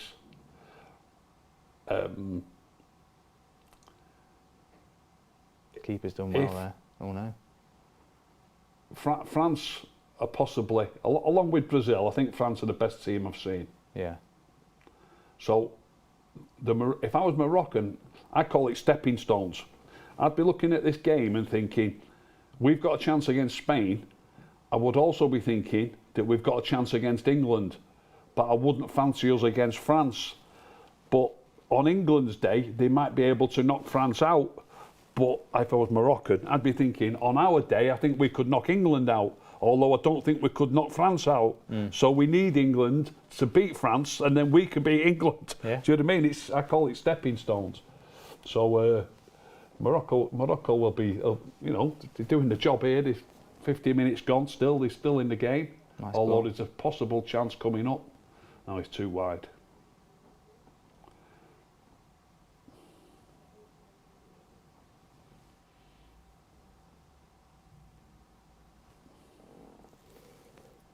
Greetings from Malaysia, Siafik. Would you still take Welbeck back at United, says Muzzy? Well, you would, wouldn't you? I'd take him back without a doubt. We need a striker straight away. Like you said, we need numbers anyway, and I think he's playing well enough that it'd be a bonus for us. I mean, look, nobody needs to start laughing at me, but the way Ronaldo's played and the infrequency with which he's played. I'm not talking about Ronaldo as a young man and Ronaldo what he's done in the game. I'm talking about him now. Welbeck's played better for Brighton this season than Ronaldo's played for us. I've got no two ways about it. So why not? I'd take a lot more before I'd take him, but. Oh yeah, without a doubt. But we do need a striker, and if it happened to be him, I won't be too disappointed. Crackerjack says, why has Spain been taken out their original colour? I've been supporting the wrong team the whole half. Yeah, Spain are kitted out like Man City in their away kit. And they've not been a great watch. Which is worrying if you're Spanish, because now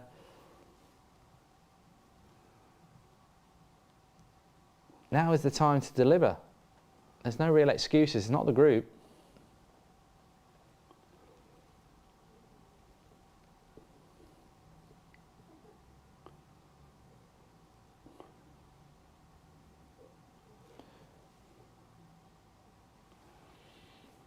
When you say they've had, do you say 69? Let's call it 70% possession. Yeah. And the way they sat back like this, Morocco have so deep. Obviously they've won it back again there, but you would think that Spain are going to score at some stage. But they don't even look like scoring, do they? No. Like Brett said, it's been a bit of a bore fest, and I think it's on Enrique to change it. You can't fault Morocco for their approach. They are the underdogs. They've worked hard. They've been organised. They've probably created the best chance. It's not a bore fest to me, Mark. I find it fascinating. I find it absolutely fascinating. The way Morocco are set up, how deep they sit when Spain have got the ball, and it's up to Spain to break them down. Yeah. And that's poor. That's very poor.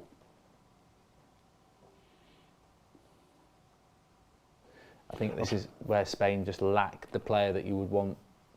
You know, even if it's just somebody who can stretch that defence a little bit, scare them a little bit, ball in behind, whatever. But it's always into feet. That free kick that he's just knocked out, it went out for a goal kick. It only went a foot wide of the corner flag. Was he actually aiming to knock it out for a throw-in at the corner flag so that they could all just push up the field and try and win the ball back in their third? Either that or the ball's just it's just a poor erratic, pass. Isn't it? Yeah. Good play there. There's not enough men in the box for Spain though. Oh. Going to book And him. any yellow cards yet? Don't think so. That should be one, I think. Yeah, that should be a yellow card for Hakimi. It's funny actually, because normally in a World Cup, over the many World Cups I've watched, you do see new protocols coming in where you'll have a spate of yellow cards and red cards, but the referees have obviously been told in this tournament that that's not the way they want it. Keep your cards in your pocket. Yeah. Kevin says, random question from someone who doesn't live in the UK. What's going on with all these break-ins? Increasing trend or always been? Just Kevin, and many in Manchester. Well, Raheem Sterling doesn't live in Manchester. I think it was in Surrey or something where he got broken into. And I know we had it with Lindelof, didn't we? I mean, look, burglaries have been going on for... Oh, good shot on target there. Burglaries happen. I suppose with footballers, they probably get targeted because of perceived wealth that they've got. Yeah. And then they also know when they're not at home because they're playing football, isn't it? Yeah. So, Ricky, how big were the FA Cup finals from the 70s to the 90s, and was it as big as a World Cup final, says Arturo?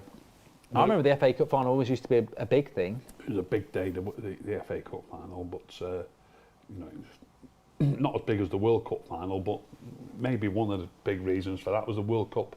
Even today, it's still big, the World Cup, partly because it's only once every 4 years.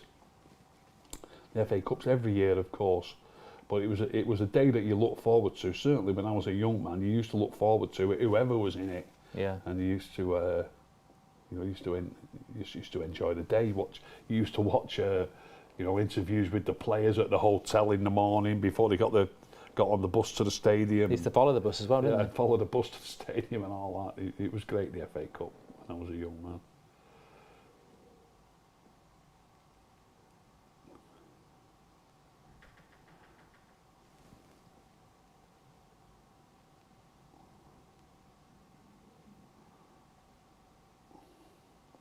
Good. I think Not going to give that. Just Not about going to give all that. right. He was lucky to get away with it, I think, but could have been a free kick to Spain on the edge of the box, couldn't it? He's offside. He's miles offside. Get these stats up again.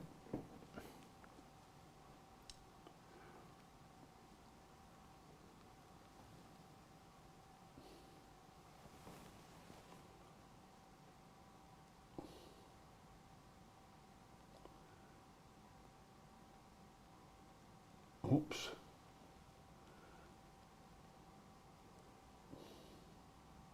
This is where Spain needs to move it quickly.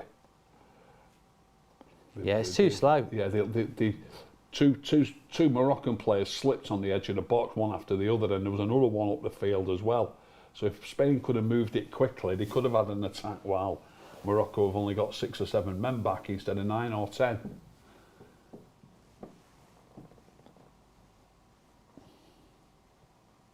I don't think we're going to get a red in this Scramsdale at all.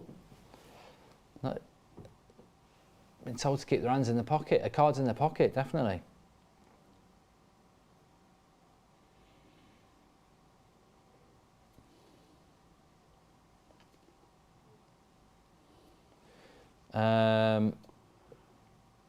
Jesus injury, a lot of people talking about this. I mean, I've not heard the update, but 3 months apparently. They're gonna have to do something in the transfer window as well. It's a disaster, isn't it? Yeah. It's a disaster. Top of the league. You can't rely on what? Nketiah? You can't do that. It's a shame as well because he's been a bit part player as well, hasn't he? Yeah. You know what I mean? But yeah, it's a shame for him. Jeffrey says Speedy is at Qatar. He's on TV right now, yelling in the Rowner shirt.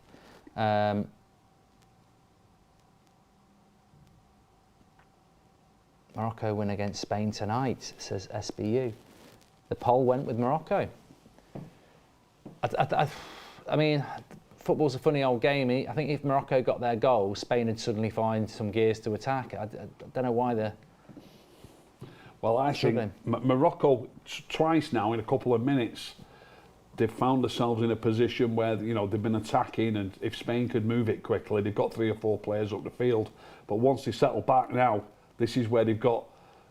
It's going to be much tougher for Spain to break them down. They could do with moving the ball more quickly when they've got men up when Morocco have got men up the field. If Morocco were to score, they'd stop sending men up the field. You know what I mean? And it'd be real tough for Spain then, I think, if Morocco were to get the first goal.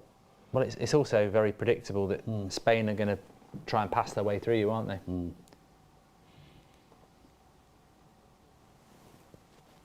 Yeah, Harry says, I can't believe we've got to wait 3 whole days for the quarterfinals. After 2.5 weeks of the World Cup, we've now got our first days without any matches, actually. Yeah. And there's no games tomorrow, but United play tomorrow, don't they? Yeah. I look forward to that. It's a nice little, so Wednesday, Thursday. little bonus in between on a World Cup rest day. Yeah, yeah. And then Friday, it's back for the quarterfinals. England play Saturday, don't they? Yeah, Saturday at 7. Saturday at 7. So it's the last one, isn't it? The last quarter final. Yeah. Yeah, so we'll know who's available.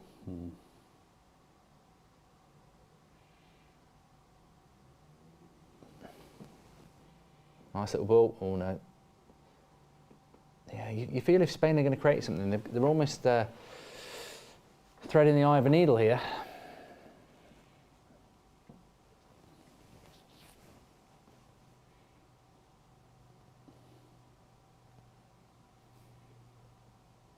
Apparently, I don't know whether this is true, but apparently 70% of Portuguese people want Ronaldo to be dropped tonight. Yeah, I read that, yeah. I read that.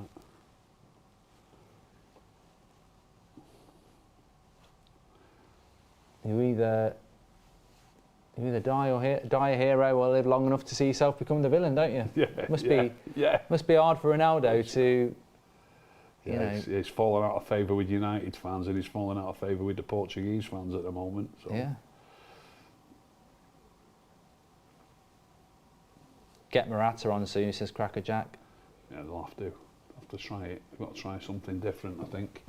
It's one thing saying that, but you just never know. They could not change it and still break them down and get the goal that they need. Yeah, I mean, you can't. I'm disappointed in Spain, but I'm impressed with Morocco. Yeah, that makes sense. I think Spain have really struggled, and that's down to Morocco's organisation and diligence. Yeah, and they won't be bothered about giving that free kick up because it's nowhere near the goal. And an hour gone.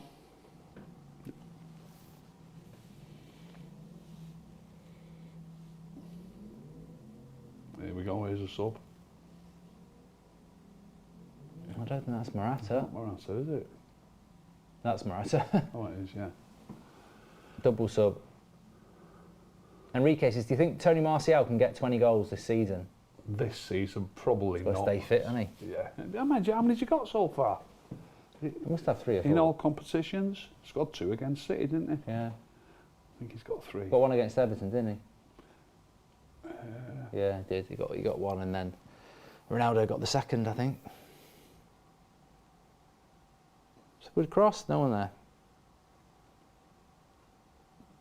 Keeper punches it. Ooh, got away with that.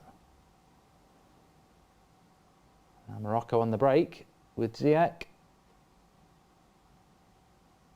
And throw. Good day, Ricky and Mark, says Sugar. Watch Home Alone with Matic, Build a Snowman with Mata, or Christmas Shopping with Roy Keane. It sounds like he'd like to do all of that. Probably not the shopping. Home Alone with Matic should be quite relaxing. You haven't got to do anything then.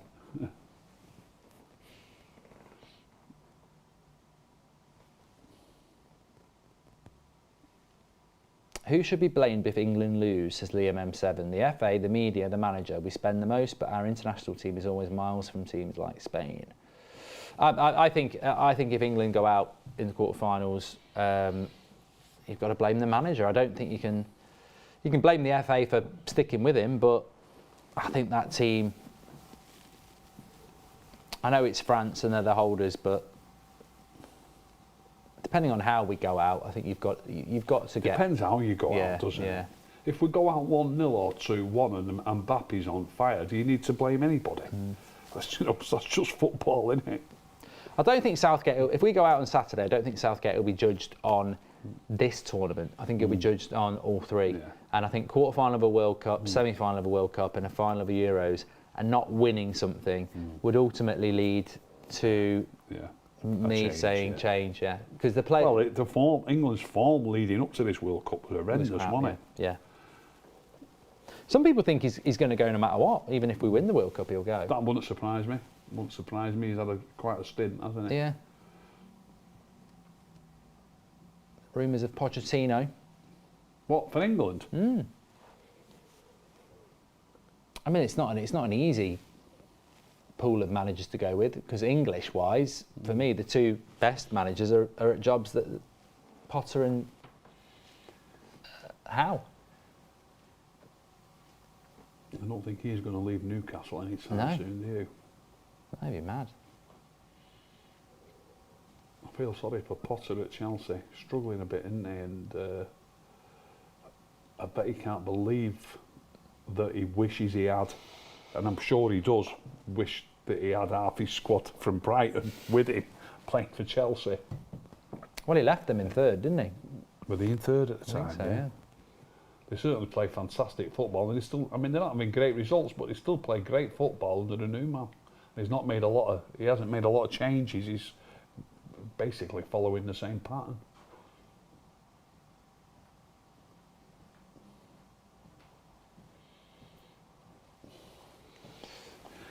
All Spain at the minute. I'd like to know the stats for this half, but it's still at least 69% possession. Where do you stand on this though? Because I'm dead against extra time. 54% of games that go to extra time end up at penalties. So for me, it's just. That's no good. I don't think. It's just a precursor. It's a waste of half an hour. I'm not sure, mate. It's just something that's embedded in football, and I'm just used to it, I suppose, Matt. You know what I mean? I don't think anything different other than extra time should be played. I remember a time when penalties weren't taken. It used to be a toss of a coin many years ago. That was a new thing in the 70s, probably, taking penalties. Abdul says Spain are playing rubbish. And Kinsey says, another boring game at this World Cup. At this rate, it's honestly insane. Why is it happening? Can't just be because it's Qatar.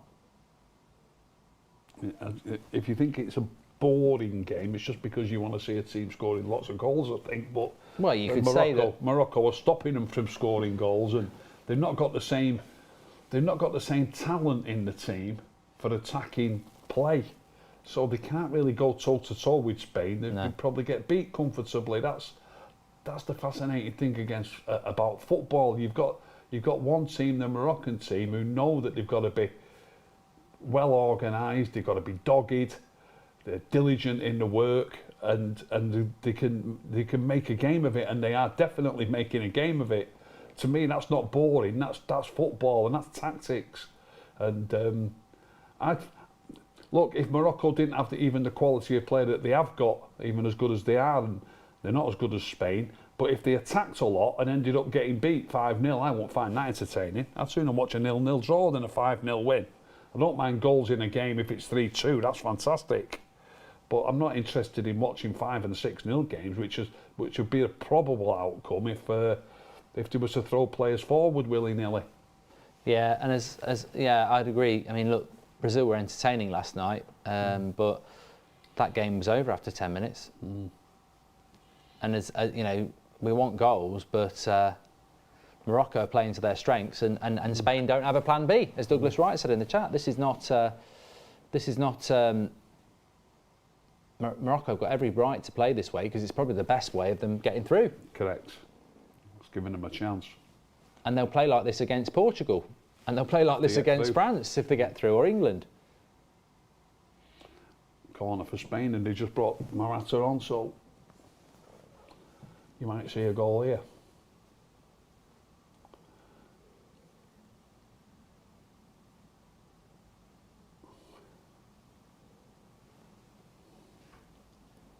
Short corner. They don't want to whip it in.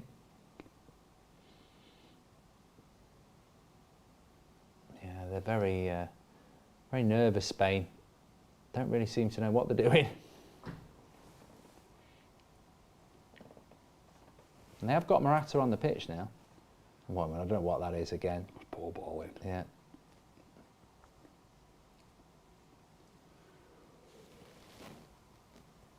Robert McCormack says South Korea went at Brazil and got punished. Exactly. I thought the South Korea tactics were crazy last night at times. They just left so much space in the middle. Good tackle on Morata. Great tackle.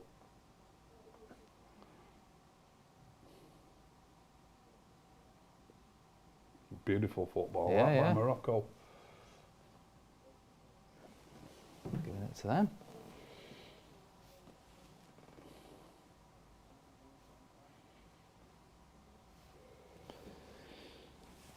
Ricky, love listening to your point of view, says Sar East. Thank you, mate. Sadio says Morocco's got the best defence and plays really well. Do you guys watch the game with the sound off? I do. We do. Well, we are here, Ellie. I think it was Eddie Howe who said that as well. When he's watching football, he watches it with the audio off because he doesn't want to be influenced by anybody else's opinions other than himself. Yeah. Now, I'm used to watching football with the audio off because obviously I do a lot of watch-alongs. Yeah. But I found that quite interesting because you can't be manipulated. Yeah. If you think it's a bad pass, it's a bad pass. Yeah, you've got to do a lot of homework though, unless you're watching obvious teams. If you're watching, I don't know, if you're a Premier League manager and you're watching Liverpool v Man City, you know who all the players are. But if I was watching this game, for example, I don't know who all the Morocco players are. Obviously, we're doing this now. If I was watching at home, I'd have the sound up so I know who the players are who are doing things right and wrong. I suppose Eddie Howe would know who they all are. 20 minutes here until extra time. Until the dreaded extra time, yeah. Well, I'll tell you what, I hope we do get a goal because we've had 6 0-0s in this World Cup and the record is 7.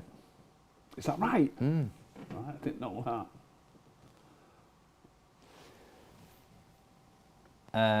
Hayder says, regards Ricky, when he diagnosed United under Ollie not scoring and said they have too many attacking players, first I thought he's out of his mind. After thinking about it, I realised he nailed it. There you go. Mbappe missed open training but took part in a recovery session, says Aways. Yeah, he'll be playing Mbappe. And Mahmood says, I can't do penalties, it makes me too nervous. I don't mind watching penalties when I don't really have a massive interest in the teams. When it's your team, it's horrible. Yeah, you bang your nails, yeah. And like you said... I sense a goal coming for Spain soon, don't you? Well, they just haven't had that chance yet, have they? No, not one real good clear-cut chance. That's what I was going to look at, actually. Please do subscribe to the channel, by the way, bottom right-hand corner. We are getting close to 855,000. Bottom right-hand corner to do that. But let me just get these stats up on my phone. I'm not convinced that Spain have had a shot on target yet, but I might be wrong. There we go. Stats. They've had 1 shot on target, Spain. Here we go, they're on the break. That's a shit first touch as well. Yeah. Passing and touch has been terrible from Spain.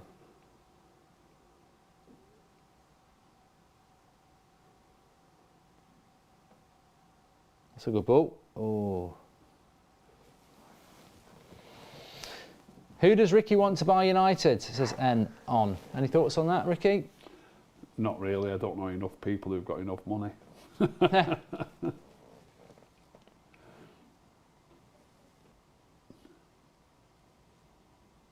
There's that's nice, but that's actually a good bit of build-up play here from Spain. He's offside. He's offside. I can't believe it. Just when you think they're getting up an head of steam and something might happen. Here it is. Let's have a look. It's when it's fed into his feet, is it? Yeah. Very tight one, but I think he's right to liner. Stanislav says we've had 600 passes from Spain and 1 shot on target. Are you joking me? Morocco need to teach them a lesson.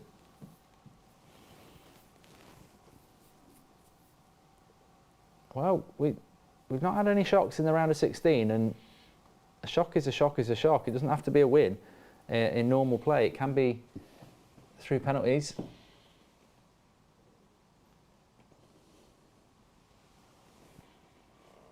conceded only 1 goal this World Cup, and it was an own G, says VWR 777. Is that Morocco? Yeah. Well, there you go. I think there's a goal coming, I really do. I'm sure that Morocco had an interesting stat about their defence coming into the World Cup as well. I can't remember, somebody in the chat will know. This won't go to penalties. Morocco are tiring and will die in extra time. Yeah, I'm thinking that. Says Sinan. And EG says, Ricky, what accent do you have? Well, it's Mancunian, isn't it? Yeah, it is, but I often get mistaken for a Liverpudlian when I'm anywhere around the world. It's happened to me many times. Many times, I don't know why. Stephen Lewis says that Morocco haven't conceded in 7 games. Obviously an own goal.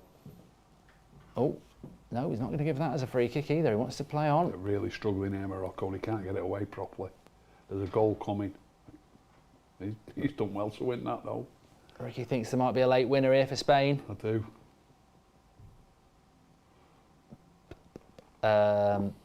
Ricky, you're a legend. My dad got me into football and United. He always said Pele was the greatest. Did you watch Pele much, says Dylan?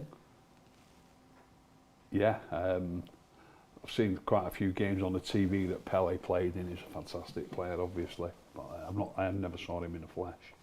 I've seen some great foreign players in the flesh, though. As a youngster, I saw Beckenbauer, saw Johan Cruyff. Maradona? You weren't a youngster, no, I've not seen Maradona in the flesh. No, I haven't. Didn't he play in that game at Old Trafford? Oh, of course he did. Yeah, Barcelona. Of course he did, but he just didn't have a good game. Yeah. Didn't He got marked Dan out. James was better than him. He got marked out of the game by Graham Ogg. Yeah. How many games did Graham Ogg play for United, if anybody wants to look it up? I bet he only played about 30 games, and he had a blinder that night. Glenn says, slightly worried about Mark suddenly shouting if there's a goal and Ricky falling off his chair. I think Ricky's keeping his eye on the game, he'll be all right. Oh, don't get caught there. Wow. I suppose this is the thing, though, isn't it? We were on about this. You can make 5 subs, and I would imagine that Spain's bench is a lot stronger than Morocco's. You would think so, yeah. So you can understand why they might get tired, because I can't believe the football they're playing there in their own final third. I'm saying they're tiring, but they look fully confident. It's all right saying getting fresh legs on, but They've got to be quality, haven't they? if you're a manager, you'd rather have tired quality legs than fresh. It is a big enough gap between them, of course. Yeah.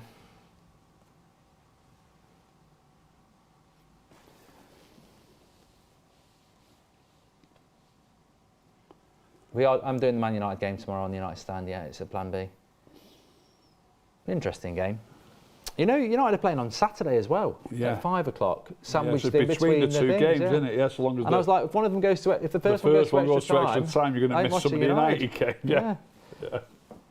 Mr. Vinegar says, I'd like to see the goalpost widened a foot on all 3 sides, and you can only be offside if you're inside the 18 box. When they first took, let's call it soccer, to America, the USA, they tried all sorts of things like that. They had the goals a foot higher and a foot wider, and played with no offsides for a bit. The different things that they tried were ridiculous. They also didn't like it being a draw. I don't know if you know this, Mark, but when a game used to finish in a draw, they used to have, even in a league game, they used to have not a penalty shootout, but you used to have however many it was, 4 or 5 players, one after the other. You used to run from the halfway line with just the keeper to beat, and you only had, I don't know, 10 seconds in which to score. And that's what they used to do at the end of a match. Oh, yeah, I remember that. To settle the game. Yeah. I don't remember it being from the United States, but I do remember that way of doing it, yeah. Ice Mooney says, for Ricky, I hear a lot that Beckenbauer, let's see what happens here with Spain. No, not a good ball in, too low. What's that? Oh, that's shocking. I hear a lot about Beckenbauer was maybe the best overall footballer ever. Would love to hear your thoughts on him from your memories as he thoughts on Beckenbauer? Absolutely fantastic. As a young man, a midfield player, and moved more to centre back, sort of a sweeper position as they called it in those days. He was different gravy. Fascinating listening to either him or Bobby Charlton talk about the World Cup in '66. Beckenbauer was, I think he was a young up and comer then. I think he was only maybe 20 or something. And he was playing in midfield at the time, as was Bobby Charlton. And I've heard both players talk about the game, and they've said, you know, they were creative and, you know, talented players, and yet one manager said to Beckenbauer, I want you to mark Bobby Charlton, and Sir Alf Ramsey said, I want you to stop that Beckenbauer. And they ended up in each other's pockets throughout the game and hardly affected the game at all between them both, and they're both world-class players. Well, I remember in 70, I don't remember the tournament, but England were 2-0 up against Germany, weren't they? And he took Charlton off and somebody else off with 20 minutes to go. Yeah. And took it to extra time, and then we lost. Got beat 3-2, Steve Trainer's a United fan, similar age to you, Ricky. Says, I enjoy your viewpoint on football. I was 10 in '66 and I remember it very well. There we go. Well done. Daniel says, fair play was nearly used for the group at the second World Cup. Equal fair play points. Tie break goes to draw. Any creative ideas to avoid this? Live crossbar challenge between the teams at different stadiums. Don't put it past the World Cup. If they can sponsor it, FIFA, they'll do it.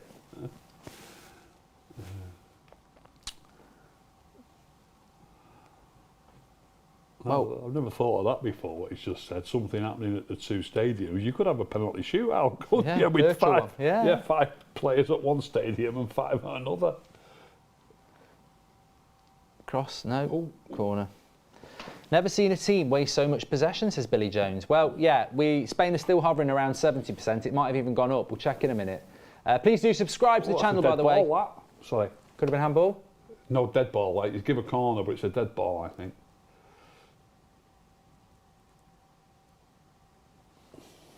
The corner's gone. I think we're destined for extra time here. I think we're going to see the 0-0 record equalled in Qatar. They won't like that. Equalling the record for 0-0s. Could break it in knockout football, couldn't you? Teams, you know, Netherlands, Argentina, I think that. Portugal, Switzerland could be another one. Tight. They're all going to be tight games now, I think.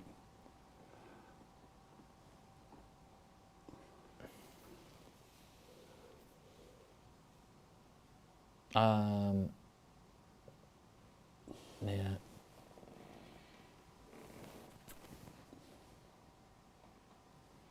Martin Buchan was an underrated United captain, one of my favourites, says DJ United. Fantastic player. We've spoken about Ronaldo. Portugal fans want Ronaldo to be benched for today's game after he told the coach when he was subbed off in the Korea game. He told the coach off. Morocco defending well, says Ayad. Mark doesn't do 0-0, says Speedy. Well. How's that been working out? Have you done some of the 0-0s? Or? I've hardly done it. No, England's USA is the only one I've done. This has been my first non-England one. But I've got to say, this is the most 0-0 game I've watched. I can't, England, USA, I was like, maybe because it was England, USA were playing quite well. I've got to say, this has had 0-0 written all over it. If you're not looking at the stats carousel and you're just listening, I can tell you this. We've had 82 minutes and the stats are appalling. They look like this. 74% possession for Spain, 1 shot on target. Morocco have had 1 shot on target with 26% of possession. Morocco have had no corners and Spain have had 2. I mean, not even more than 2 corners. I've seen Premier League games where we've had those stats in the first 5 minutes. It's defence against attack, and it's defence that's won. There'll be many a coach that's watching this and be very, very impressed with Morocco. Though. Very impressed. And I'm impressed with them, but I do think they're tiring. I really do. I can. And if there's going to be, I don't know, 4 or 5 minutes injury time with a few subs that have been made, so there could be the best part of 15 minutes left yet here, and I fancy Spain to score. I hope I'm wrong. I'd like Morocco to beat them. I fancy Spain to score. Please do subscribe. Bottom right hand corner. We're on the road to 855k. Thanks everyone who's tuning in. That's football. We've got Portugal, Switzerland coming up for you at 7 o'clock as well. And then obviously a couple of days break, and then we've got the quarterfinals on Friday, which, if I remember rightly, it's Brazil, Croatia at 3, Argentina, Netherlands at 7. We don't know who's playing at 3 o'clock on Saturday yet, because it will be one of these teams and one of Portugal, Switzerland, and then England, France, finishing it off on Saturday night at 7 o'clock. Who's doing that game? Need I ask? I think I might do England, France. I don't know. Although they don't mind having it off, because they're all booked in at their pubs. Speaking to them at lunchtime, yeah. Oh, watching it in the pub. Beth's booked in at a local. She's doing a karaoke first. You can go and watch her. Does she do karaoke, does she? No, I'm winding up. Oh, right. Well, she might do. Yeah, Beth's local. She does a Celine Dion tribute act at the start, and then again at half time. Ron Hood says, thoughts on Stanley Matthews and not Lattoftas. That's just cheeky. It's not a bad CV though. Some of the players you've seen, Beckenbauer, Maradona, although he played crap. Yeah, he played crap in that game, yeah. If you're watching a good player, you want them to deliver, don't you? Yeah. If I name a list of just United players that I've seen over the years, you know, even in the 80s, 90s, 2000s, we've had some wonderful players. Well, you know, you take it for advantage. You take it for granted, don't you? I mean, you've got to pay the money and do the travelling in many cases. But you know, there's so many football fans out there now that, you know, probably don't get to see. Yeah, when we spoke about the foreign players that I've seen, obviously we spoke about the likes of Maradona, Cruyff, Beckenbauer, but there's been some wonderful Premier League players. I mean, Thierry Henry, what a player! Yeah, what a player! Morocco! Just didn't connect. The cross was good, and then they couldn't wrap his foot around it. And I'll tell you what, that would have been the dream, Ricky. 85 minutes of defending, and then you score with no time for them to respond. Oh yeah, he just couldn't hook his foot around it. Yeah, I don't think in my lifetime there's not a United player I haven't seen in the flesh play. I even saw Robson play. I mean, right at the end. Yeah. But yeah, I've seen Maguire. Hi, Mark and Ricky. Hope you guys are well and your families are well and healthy. Thanks, pal. Nabil. Love to see you both. England is winning the World Cup. I hope you're right. Get something out of this World Cup if England win it. Doesn't matter how many 0-0s we get. Imagine. It won't go. I tell you what, it won't be a boring World Cup for anybody if England win it. Well, unless you don't like England. But I don't think anything's going to save this from going to extra time. No, I think you might be right now. Yeah. Let's see how many minutes he puts up. Is it straight to pens? Says Mr. I'd love it if it was, but no. Extra time. Would you like that straight to penalties? I don't think so. Oh, I do wonder. I'd like it trialled in something, maybe a Carabao Cup. Well, no, we've seen it in the FA Cup, haven't we? I'd like it. I do think it would. It would potentially. It would. I don't think it would change this game. So what? They should have got this lad on. Bit of pace, bit of directness for Spain.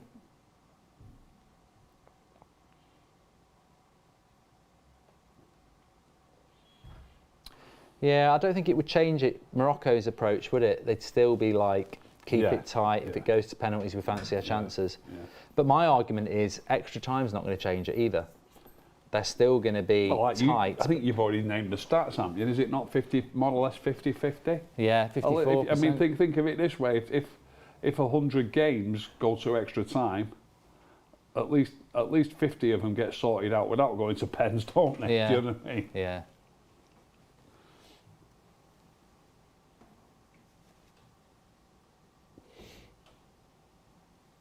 That's brilliant football. Oh, unlucky. He's just tired there, isn't it? Just a bit overhit. Copa America goes straight to penalties before the semi-finals, says Carl Headley. But before the semis? Yeah. Right. Japan penalties were dreadful. Yeah, you were mentioning them earlier. I couldn't believe it. I was in and out of that game watching it, and then dinner had just been served as penalties started. I was like, what are the chances? Oh, Morata's going to get this. Whip it, first time. Oh, he's gone for the shot. No, they're throwing bodies at it. Offside flag goes up now. Yeah. Dear me. How long ago was he offside? Was about 5 minutes ago, probably. Yeah. Is this it now? He's on. Ooh. I think that's what the flag's for. Yeah. Well, to be fair, he got that right, didn't he? Because Yeah, because if he would have scored... he was offside from that it's bit, wasn't point. he? Yeah. He couldn't go for that, yeah. Good block.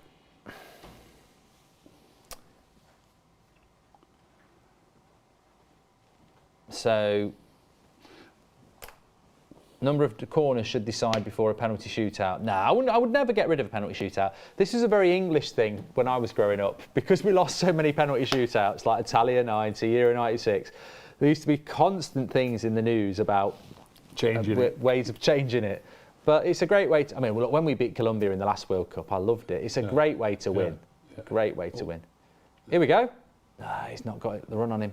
And look how many red shirts there are. There's no blue. He's won a free kick. But I don't know whether that's going to... How many substitutes have they got on Morocco? Do you know that? I'm going to have a look now. Yeah, they've got 5. You can make 5, can't you? Please do subscribe to the channel, by the way. Bottom right-hand corner. Let's have a look at this free kick for España.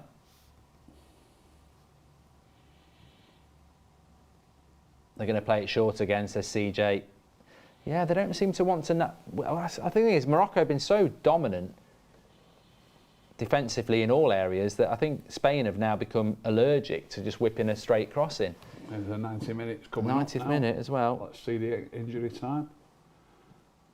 So 5 minutes. They've made 5 subs. Morocco have? Yeah. All in the 4 of them in the last 10 minutes. Right. On the Um, last legs, I think. Spain have only made 3. Right.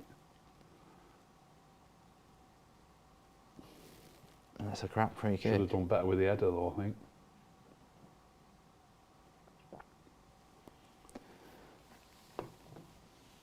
Ronnie Pickering, says Richard. 4 minutes added on. 5 minutes added on.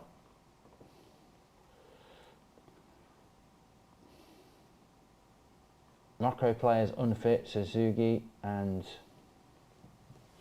one went off injured, says Paul.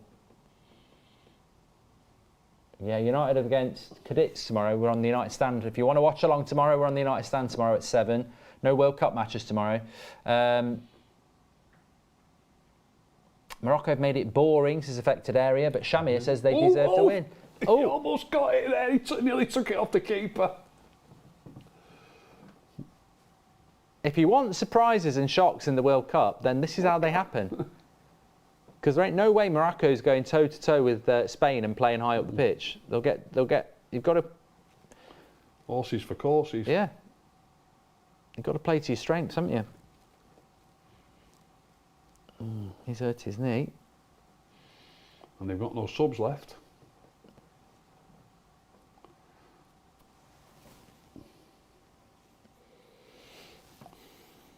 I don't think there was much in that, to be honest. Looks like a little bit of a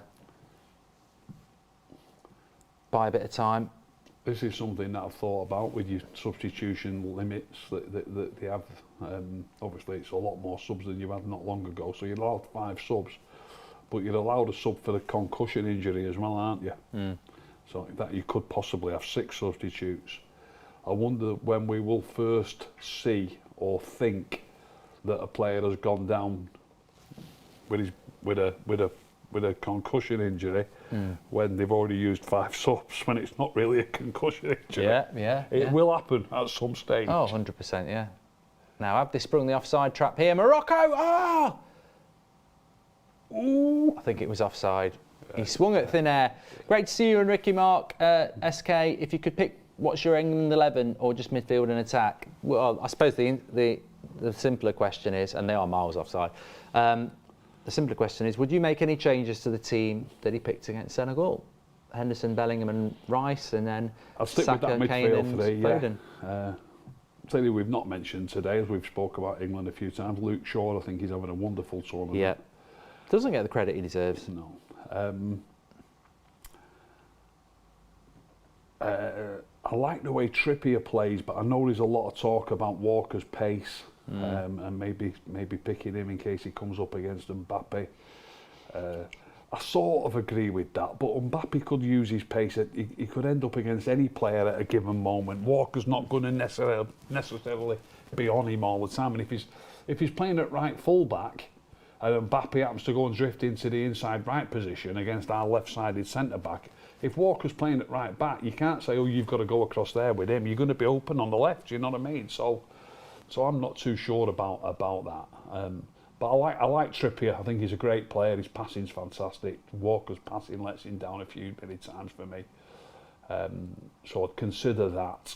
Other than that, I'll probably stick with what he's picking. I also like Grealish.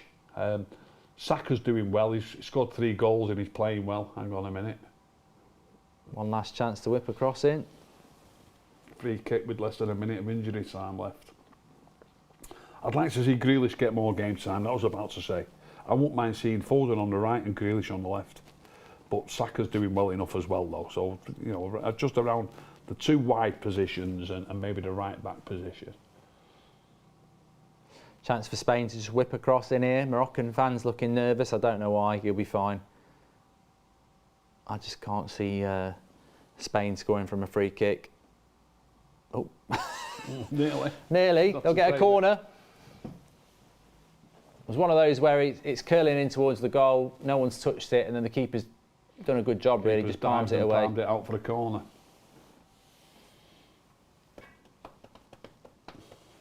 So we're just ticking over into the 96th minute now as they take the corner. And they clear it again. That's injury time, extra time, I'm sure. He's not blown yet.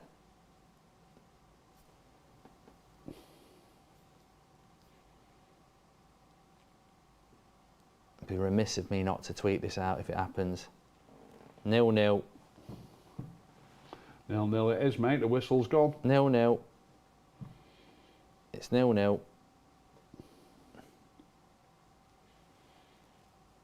0-0. That's the World Cup record broken. Broken or equalled? Actually broke. So, yeah, World Cup record equalled. There we go.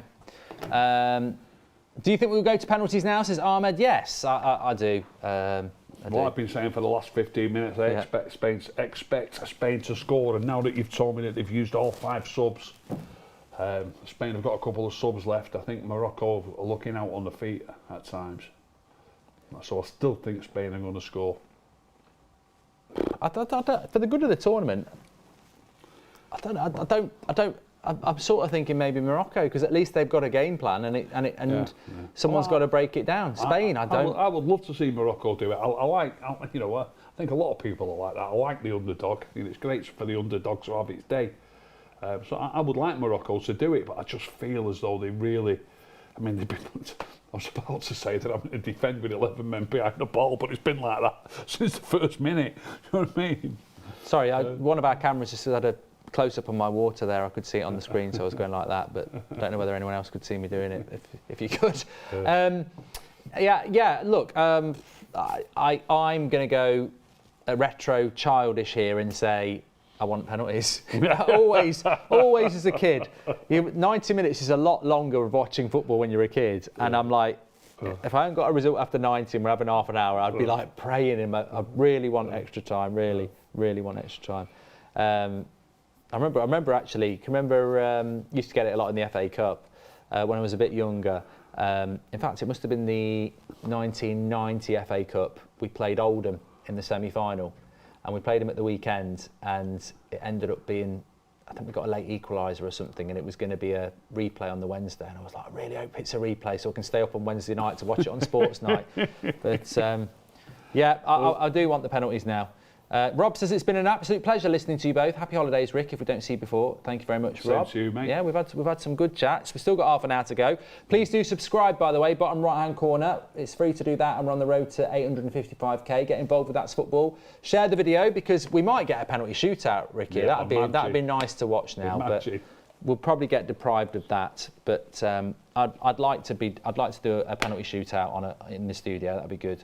1-0 to there's no reason why it won't. Half an hour can go quite quick. Of course they can, yeah.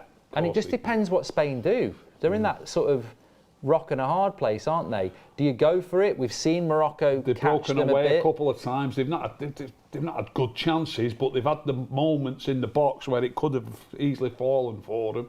So that can still happen.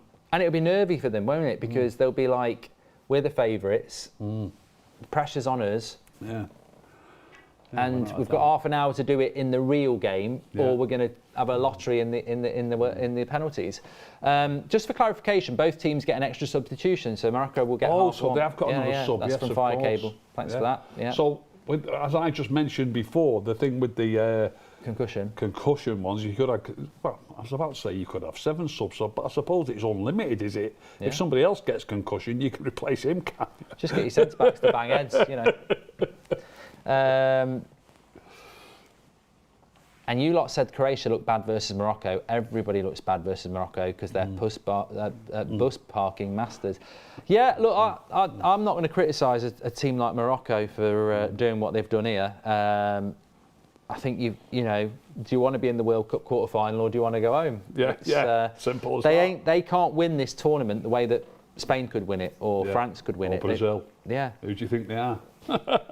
And look, I'm not going to say it doesn't mean it's not a little bit boring, but in the sense that there's no goals. But it's not. It's not like Spain didn't know Morocco were going to do that. I think the lack of a plan B from Spain has been their undoing. Look, this is the manager that refuses to take David De Gea out of 3 Spanish goalkeepers. That is his right. But he's also refused to take somebody to deal with a team like this. Yeah. Like, you need different profiles of strikers. Go 2 up front. Go 2 up front, or there must be a Spanish striker out there that's tall and physical. Now, if you put a Drogba in that team, and I know he's not Spanish and he's been long retired, but you know, different strings to your bow. I think the best, you know, look at Giroud for France. Yeah, I think Giroud against this team would be perfect. We're just about to start off here, extra time. Thanks for all the super chats, by the way. I think we've read most of them out, so thank you very much for those. Keep them coming in. We could be heading to penalties, but for now it's extra time, and the referee is started. There we go. Extra time is up and running. Croatia would have been an easier matchup for Spain. Well, we know what Spanish fans are like. There's a lot of them. They love their football, the Real Madrids, the Barcelonas, and the national team has had its time, 2010. But ever since then, I just think every tournament I've seen them, they come into it and I just think you're lacking a threat up front.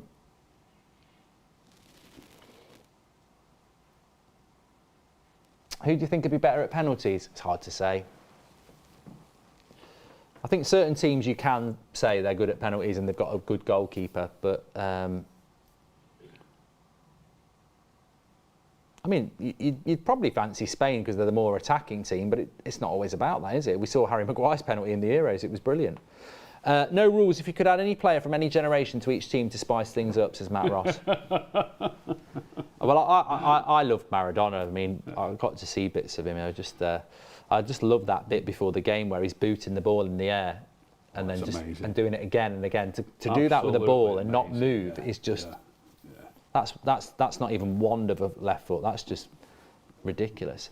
Mohammed says, hello gentlemen, hope you're doing well. I want Morocco to go through. I'd like a different team in the quarter-final. Penalties incoming. I was just about to say, you said Giroud against these would be a good player.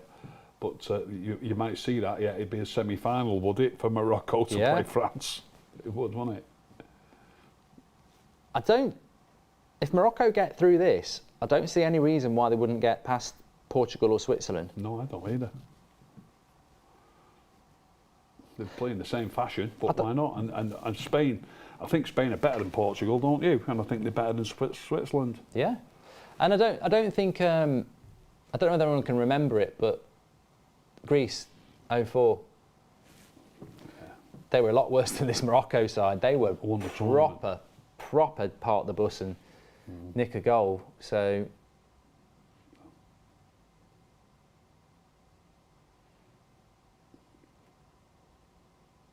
thing is, Spain are quite unique anyway. I mean, I watched that Spain-Germany game and I thought it was a really good game, but even in that, Spain had loads of possession, and I don't feel like they were the better team for the possession. You know, I think Spain have a lot of possession and don't do anything with it. Yeah.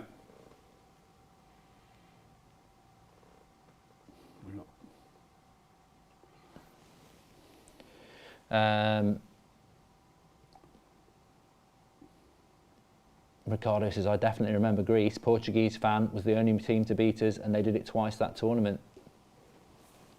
What, they beat them twice in the tournament? Yeah, beat them in the final, didn't they? Right. In Portugal. Yeah. Denmark 92, says Ryan Butcher, yeah.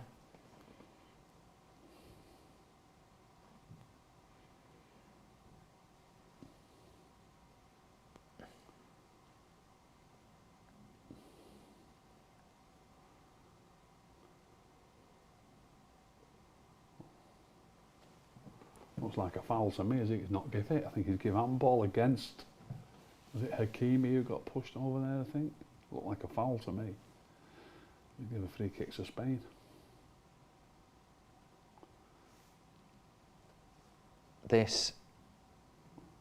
Well, you see, this is the thing about extra time. We've had 4 minutes of it already. More than 10% of it.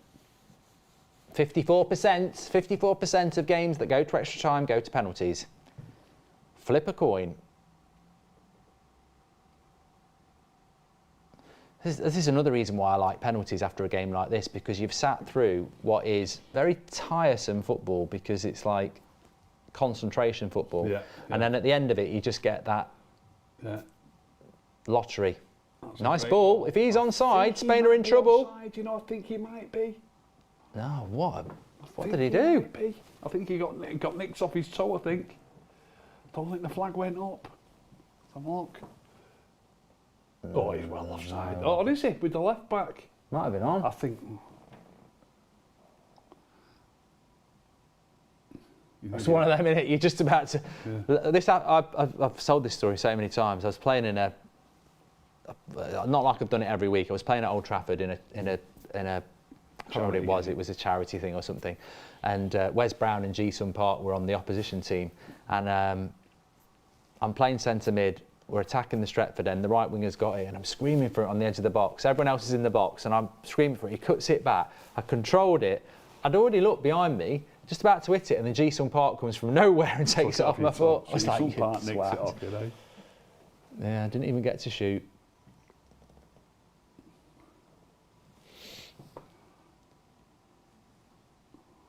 Do you remember Maradona, the Hand of God? I don't. I know what it's all about, White, but I don't remember it. And I suppose you remember it.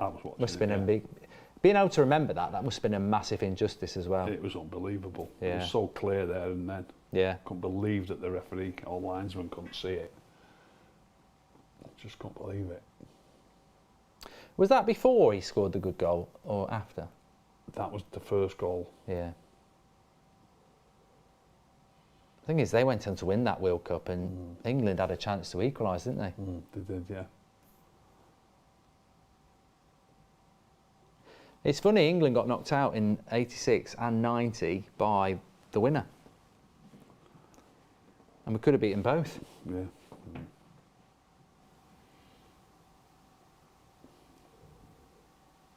It's getting down to the nitty-gritty of this now.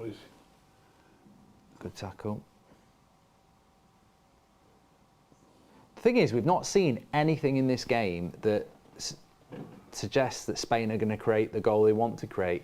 The only chance they're going to get is by putting a cross in the box. Here they are now. Ooh, that was pretty much what I was trying to explain. Yeah. They're going to have to score a goal that Morocco want to defend. You're going to have to try and put the cross in, and just you're not going to pass your way through them. Dr. Strange says Spain can win, but they've tied as well after the group stage. Not consistent at all at passes, and they're dreadful. England were knocked out by the winner in 2002 as well. Yeah, we should have won that one as well, Sean. Brazil. Played against 10 men for half an hour. Ronaldinho scored from near the halfway line, didn't he? That was a jam, wasn't it? Yeah. We've had some dodgy luck. But the hands of God, I was about that Euro '96 as well. Gaza, when he stretched and awarded golden goal. Inches away. Yeah.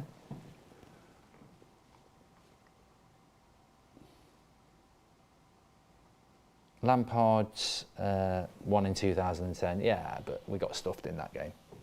Got stuffed in the end, but goals change games. That was at an important time of the game, was it not? Was it not at 1-0 or 2-1? Yeah. We are... We were crap though. Yeah, I agreed, but you just never know if that goal gets given, Matt. You just don't know what's going to happen next. We might have scored the next goal in the game. That's the beauty of football. Yeah, that was. But he's right. Ryan's right. It was insane when you think about it because the ball was miles over the line. About 2 feet over the line. Oh, Manuel Neuer knew it. That's why I've got no sympathy with them in that Japan game. Absolutely none.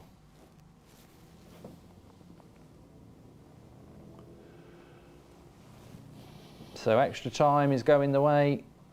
I sort of want it. I want. Morocco was still shaped up exactly as they've shaped up since the minute one. Look how deep they are, Matt. They're not even threatening the ball. Just trying to make Spain play it long. Their centre-backs have been fantastic all tournament. Not going to lie. So you'd have to assume, by the way, that Morocco have been practising and practising and practising the penalty kicks.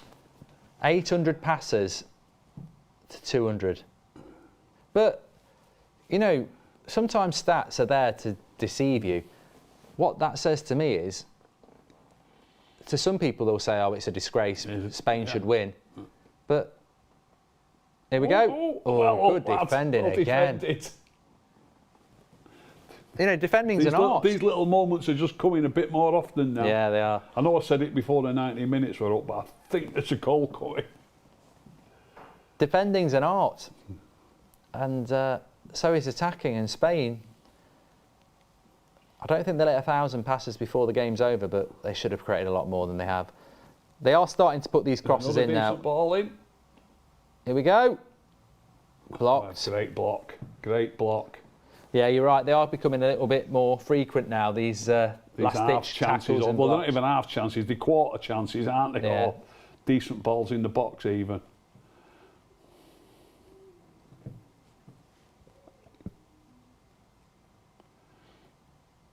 If it goes to penalties, Morocco will win, says Christopher.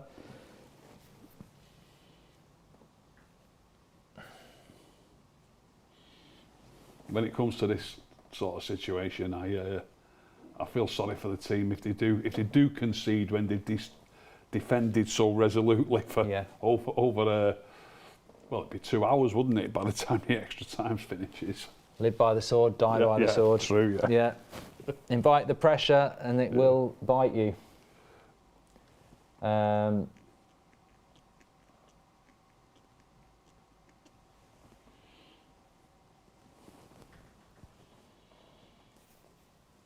I mean, I'd fancy... Well, we're not there yet. I'd fancy Spain on penalties, but the problem is when you're the underdog in penalties, it's a different penalty shootout. Like, if England and France have a penalty shootout or Argentina and Netherlands have a shootout, you know it's sort of like 50-50, don't you? But when you're in a penalty shootout with a team that is the underdog... team, you'd think you've got more technical players, wouldn't you, who might strike the ball better. But it puts more pressure on. You certainly saw that with Croatia and Japan, didn't you? Yeah. You know what I mean? The Croatia players much more confident, prepared to strike the ball.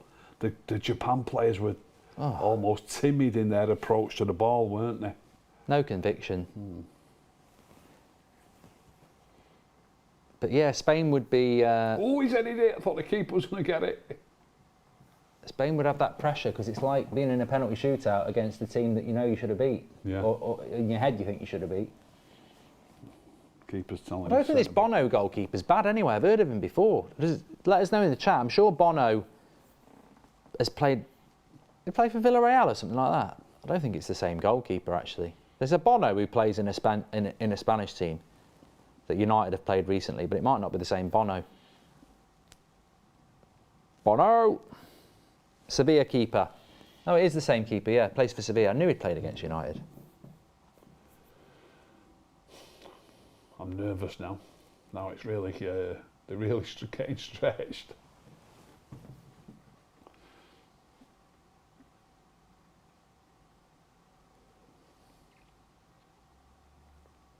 He's not the F1 guy, and it's not the one who plays in U2. Plays for Sevilla.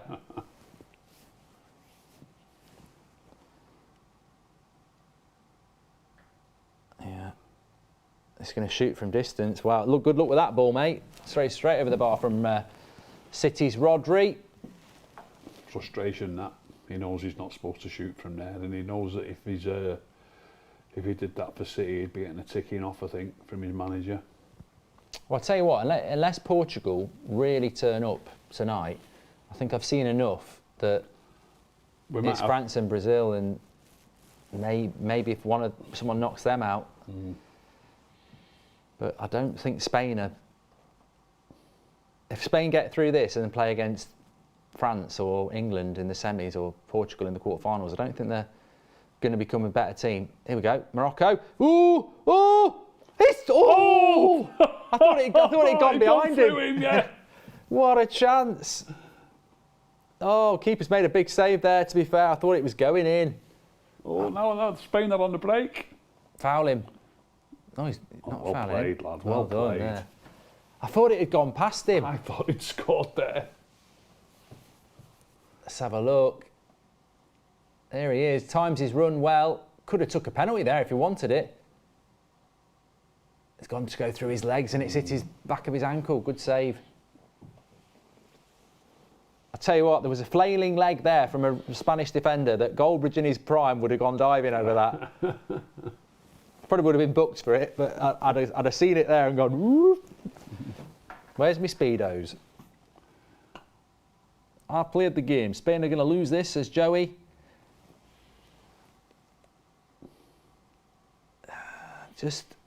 Oh, it's not his ankle, it's the back of his calf. Just enough. Coming up to 15 minutes. I think that chance really does enlighten me that I want Morocco to win. I don't think I'd celebrate a Spain goal as much. Well played, lad. Well defended. There's a minute of injury time.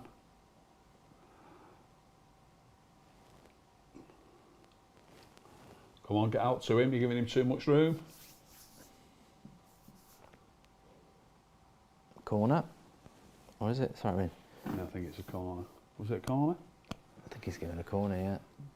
Nelly's talking about the best World Cup ball being the 1990. 1 minute added on. Oh, yeah. Come on.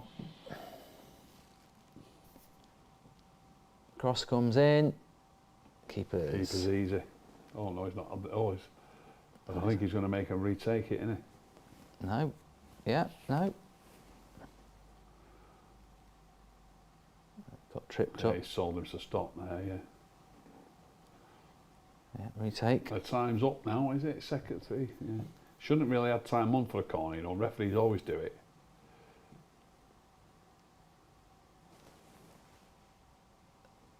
Good one. Well away. Keeper. And away. That's Come on, ref. Blow up. Time up. Go on, ref. Still carrying on. Not now. Morata wants a penalty. Don't be giving some dodgy penalty here. Just well played by the keeper, isn't it? What do you think about that penalty that Messi got? Did you see the one where the keeper?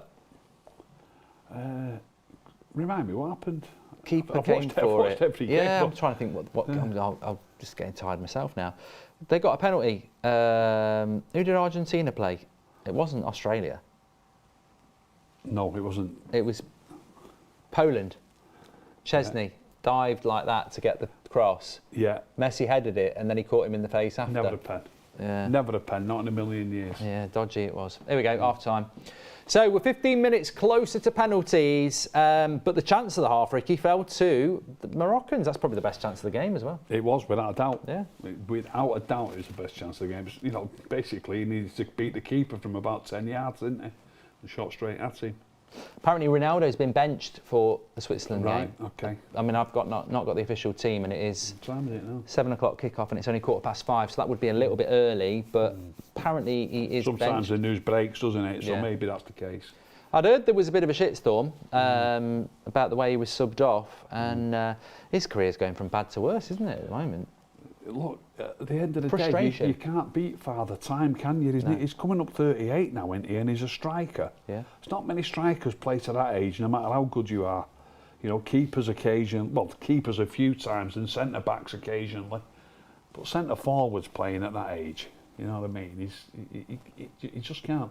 Is there not rumours that he's signing? Is he signing for a team in Saudi Arabia or something? Apparently, yeah. That's the rumour, isn't it? Well, that's not what he... If he ends up there, I would question why he's done the interview, because that interview for me was about getting out of your contract to go and prove yourself elsewhere. You don't go to Saudi Arabia to prove yourself, do you? No. And look, maybe Portugal will find that they're a better team without him. Yeah. So who would take his place then? Yeah, we'll have to see if that comes through or not, but I know there was a rumour of it happening.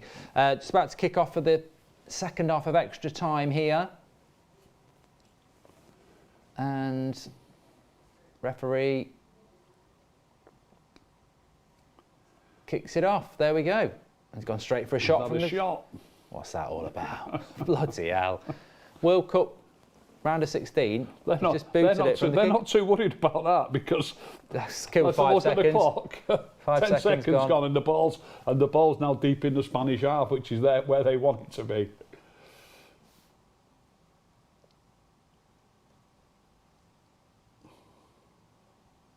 Oh.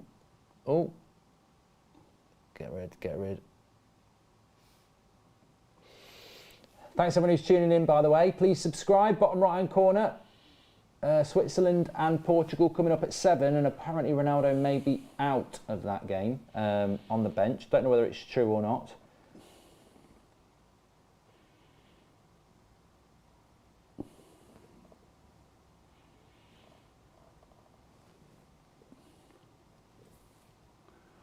If he's been benched, I think it'll be for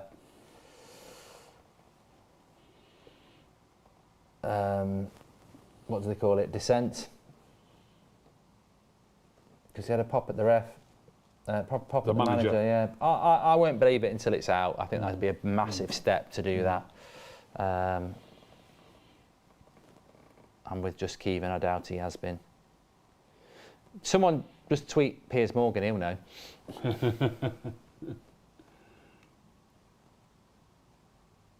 They'd take penalties here, Morocco, wouldn't they, if it was offered to them? Yeah. Yeah. Since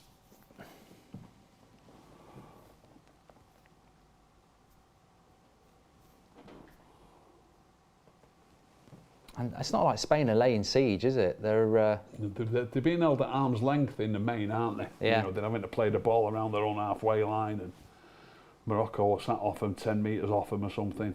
And once they try and play it forward, 9 times out of 10 they just give it away, don't they? You could easily flip this around into a England game, and if this was England against Morocco, I think we'd be pulling our hair out. Why have we not? They've not created a clear-cut chance in nearly 120 minutes. Fans always think it's only their nation that can struggle against smaller nations, don't they? I always think, if this was England, there'd be plenty of people saying Spain would be murdering these if it was Spain. It's the way. That is the way. The thing is, I think England would be better equipped against Morocco because we can actually mix it up. You know, if you've got a set piece, you can send Harry Maguire and John Stones up. Yeah. Harry Kane's more than capable. Yeah, Harry Kane would be perfect for these now for Spain. Yeah. It'd be perfect. I just think Spain lack a plan B. They want to pass their way through you, and they're very good at it if you let them do it, or you're a team that wants to play football in an attacking way. But if you play like Morocco have, and you're well organised, and Spain haven't got a solution to it, or don't want a solution to it.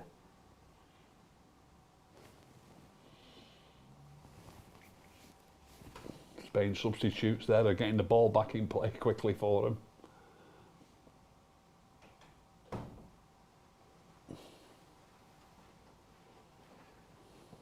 Oh, see the sub there, waiting for the ball to come and giving it straight to him. Yeah.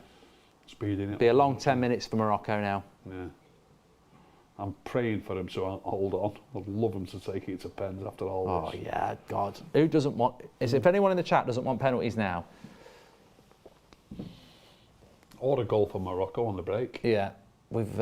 You get the feeling, I mean, I know the lad could get one shot in, but you get the feeling if they break away that the Spain defenders are quick enough to catch him anyway, don't they? In fact, that happened once in the first half.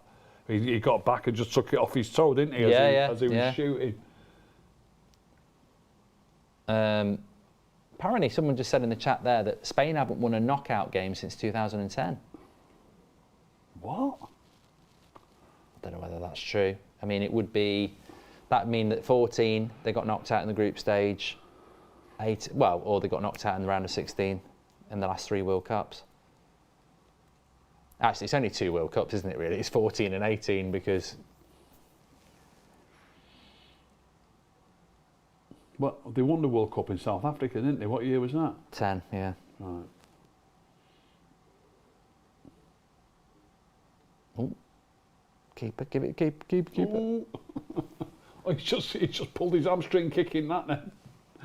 Needs to get up. Or cramp. UCAT says, I love the content from Australia, still gutted about the Argentina game. Thought our structure was really good. Class overruled in the end. Keep up, fellas, says UCAT. Thank you very much. Mate, you've got to play on. No subs left, is there? I think he's all right. It's cramp, I think, isn't it? Yeah. Are they getting a sub there? Oh, yeah, you do. You get an extra sub, don't you? Yeah, yeah. Yeah, somebody said an extra sub. Maybe he doesn't want to send. Maybe he doesn't want to pen. I'll tell you what, though, if he goes off for 10 minutes. Oh. Well, that's for the length of time that he's played and how tired he is. Yeah. It's nothing, is it? Just lofting the ball over to him and he's pulled something.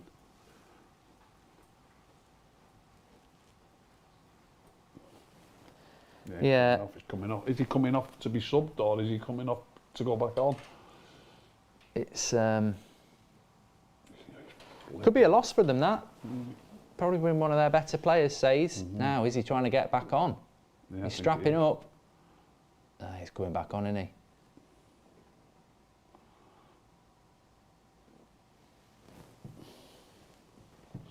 He don't look like a centre-back, he looks like a winger.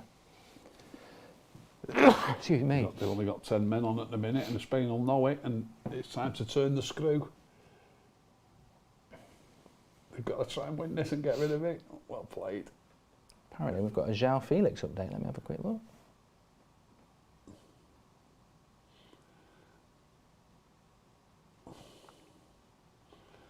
They do well to hang on here, Morocco. They've got to hang on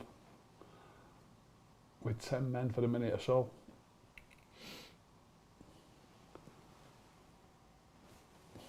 They can hardly get a kick of the ball. No, that centre-back looks like he's running around walking wounded. He'd be better off coming off if he's injured. Oh, is he on? Oh, he's back on, is he? I didn't realise he was back on. Thought they had 10 men out. 10 men. Nine outfield players.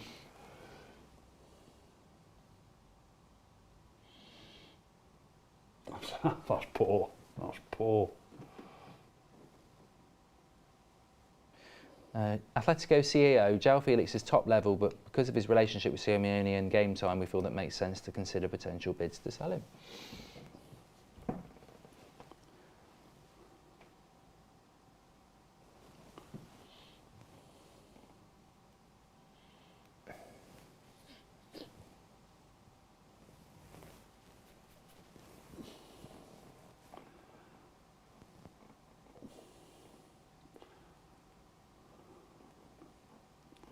Take as much time as they can with every single throw-in. Working away up the pitch with 2 throw-ins, see if they can win another one here. They'd take a throw-in. If they can get it, no, they give it away. 7 minutes to go.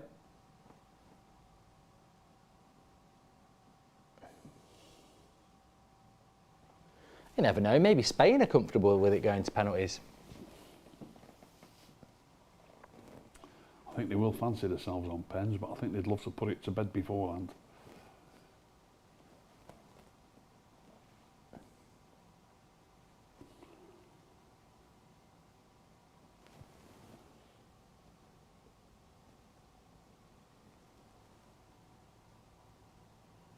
Jesus has had knee surgery. Has he? Successful.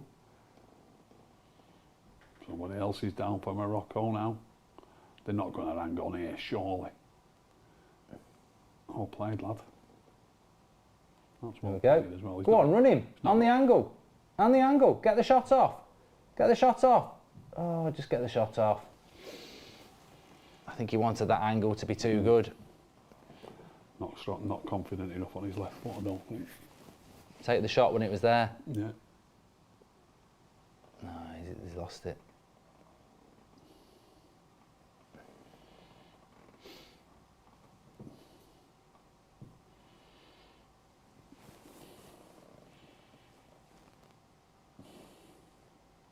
Almost down to 5 minutes to go for him to hang on. That's well played, lad. Sam says penalties will be won by Spain. Well, at the end of the day, there is technique on penalties, there definitely is, but it also is a lot about pressure and decisions. Pressure, decisions, the keeper playing well, all sorts.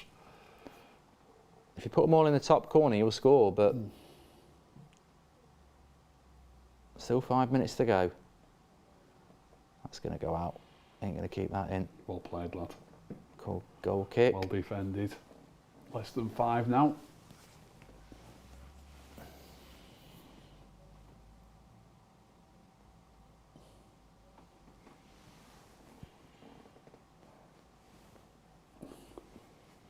So as we speak, with less than 5 minutes of injury time, there's still mathematically a possible opponent for England, aren't they? You know, I know England have still got games to play. Yeah.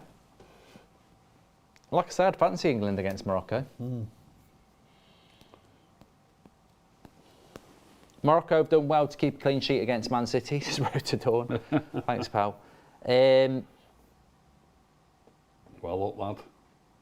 I think England do better against teams that actually don't have much of an attacking threat and sit deep. Well played, lad. Beautiful football. Here we go now. Here we go. Oh no! They tackle each other. Yeah, bloody prats. They got two. Oh, two players out. If they get caught on the break. There's a chance now. Don't do that. There's a chance. Morata. Oh, thank God. Shocking. Well, that would have been horrible. They had an overlap. Two Moroccans run into each other. Take each other out the game, and then Spain ruin their counter-attack. Look at that. He actually tried to kick it, and he stood on his ankle. Oh dear. That was crap by Morata there. I don't know what he's looking Shocking, at. He's just trying to put it in front of him. It's far too strong, isn't it? Weight of pass. Yeah. Look, I think he just bobbles actually as he plays it. 27, 3 minutes to go.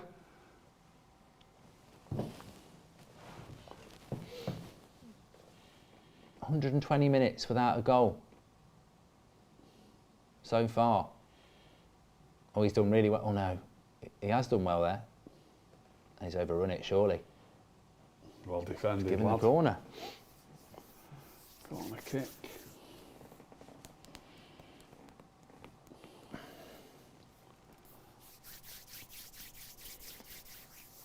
Thanks everyone who's tuning in. Make sure you subscribe, by the way. Bottom right hand corner. Penalties are coming. We think. Looked like it was out. Watch this, mate. Looked like it was out. Oh yeah. Pretty similar to the other night. Have they give the corner? Have they give a goal kick? They go and score from the corner. I'm still not 100% sure what they've given. I'm still not seeing. I think he's given a corner, hasn't he?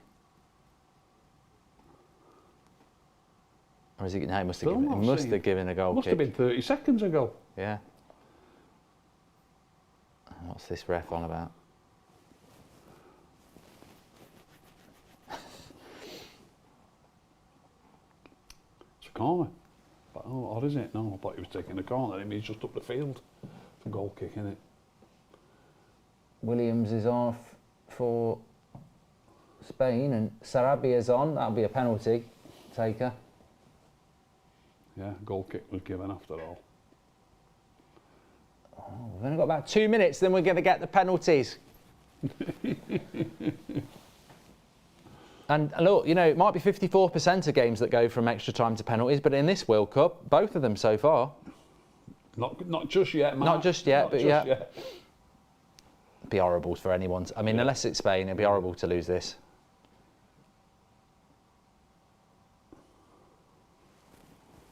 I'm surprised though. I expected Spain to be better. Fair play to everyone who said Morocco would get a shock. Yeah, I suppose it'll be a shock if they take it to pens, won't it? Well, it already is a shock. They've took it to extra time. They're making a substitution, Morocco, while they are defending a corner. Which is not what you should do. No.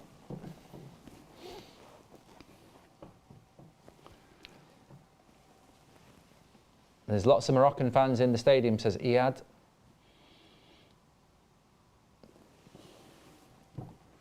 Once he's taken his corner, time's up. Well, they've not been able to do anything from across so far, Spain. And they've not done anything from that one. But they've won that. Be careful. Good tackle, good tackle. 30 up. What's he going to add? 2 minutes, I bet. 3. 3. You can't add bloody 25% of a half on. 20%. 3 minutes is 20% of 15. 3 minutes out of 15 minutes equates to 9 minutes out of 45 minutes, doesn't it? Yeah, that's a bit too much for me, that. Bit of a piss take, that, from the ref. He only added bloody 1 minute on for the first half. They won't throw it in the box from there. They're trying to work their way through. There's plenty of patience. Get it out. Oh no. Well blocked, well played. Not even bothering chasing it, you've got no chance.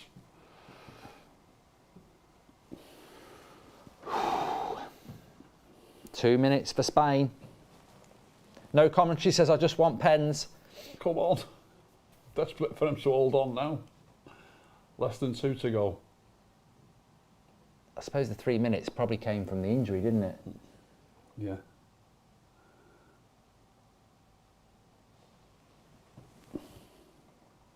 He's going to whip that in. Oh, fucking it's not an hell. own goal after the Camera second. angle then. What a great clearance. It's flicked off ahead, it's heading to the back post, and then a Moroccan defender gets his foot on it, and from our angle it looked like he turned it past the keeper, but actually Turned it for the he's corner. done it very well. Yeah, it's gone well wide of the goal. To corner.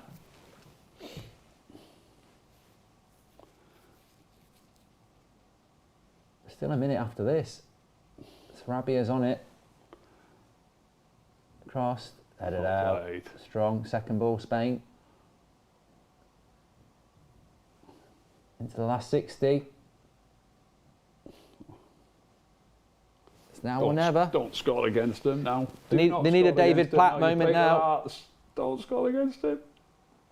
Someone's got to have a shot, surely. He's going to whip that. They've worked it. Go in the box. Oh, fucking hell.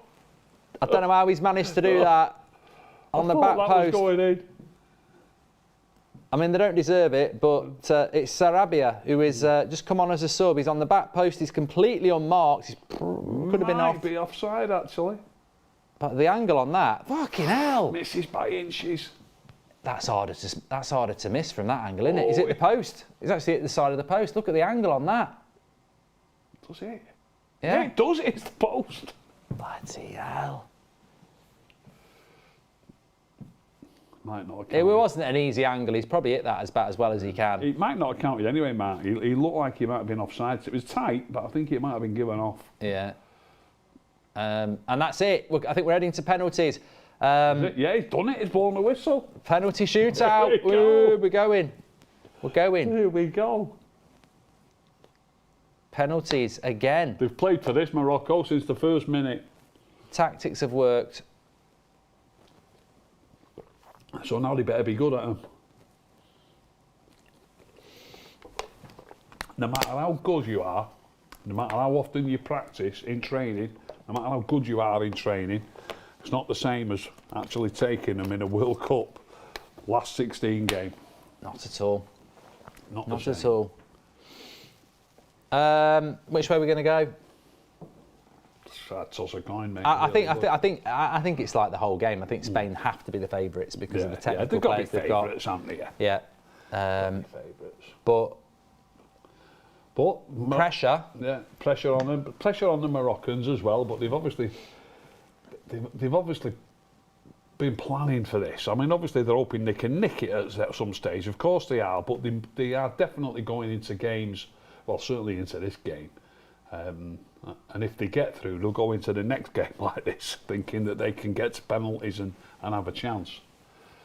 Whoever wins on penalties will go to the next round. Yeah, without a doubt.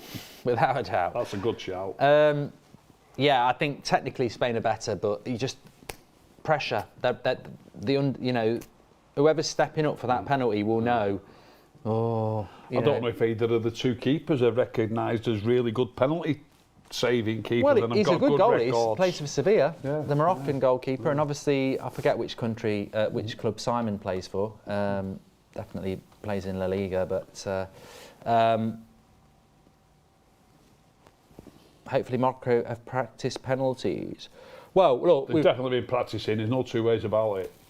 Japan yesterday knocked themselves out. I mean, I could have took a better penalty. Plays for Bilbao, Simon. Thank you very much.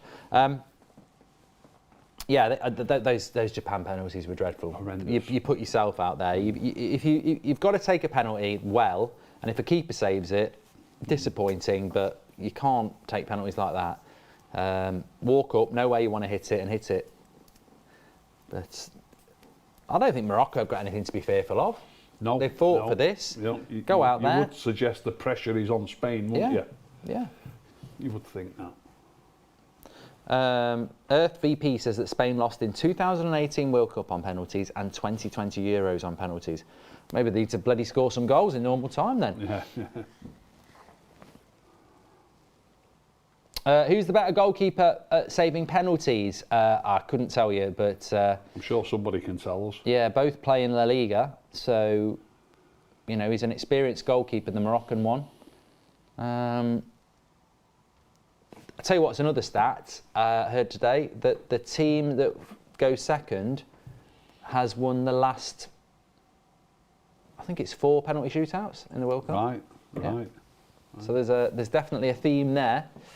Bono's the better keeper at saving penalties, apparently. There's the huddle, the Moroccan huddle. Both are decent at penalties, so Stuart Valentine.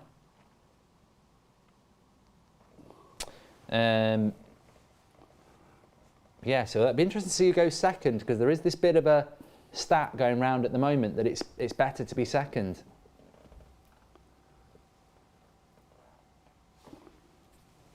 So Sergio Busquets has just won the flip to which side? I think he chose which end they're going to take him at, didn't he? Oh, now they're having a toss for who goes first or second. Now, the Moroccan shows whether to go first or second there, but I don't know. I think he went first, me. Yeah. I think he went first. He doesn't know the stats.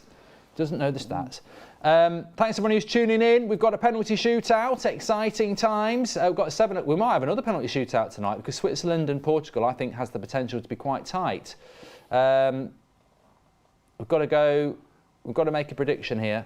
I remember the last World Cup, pretty much everyone who shot second won. Denmark even chose to shoot second and won, says Jack. There you go. I think it's been going on for quite a while. Well, Morocco are going first and they won the toss. Well, maybe they do know the stat, Mark, and maybe just think to themselves it's time it changed. Yeah. You know what I mean? So things have to change at times, don't they? Can't always be the same way. We've got 18,000 watching, which is great. Wow. Please do subscribe, bottom right-hand corner. We're only 300 away from 855k. Bottom right-hand corner to subscribe. Penalty shootout. Morocco are going first. Let's see whether their hard work can pay off. Apparently Ronaldo is on the bench. A lot of people are now confirming that in the chat. So I don't know where that's come in from. Well, it's 22 now. The team, I remember England's team came out about this time the other night, or just after. So it might well be the case now. Seems to come out earlier in the World Cup, doesn't it? Yeah. Well, here we go. It's a big 10 minutes to find out who's going to win it. So last night the Japanese went first and missed the first penalty, didn't they? Got to put it in. You put it in. You've got to score and put the pressure on them. Because the biggest moment of your life, so this moment right now. Here he goes. He's not taking a long run up the lad either. I don't fancy him, but he's not taking. It's not a long run up. How many steps is that? One.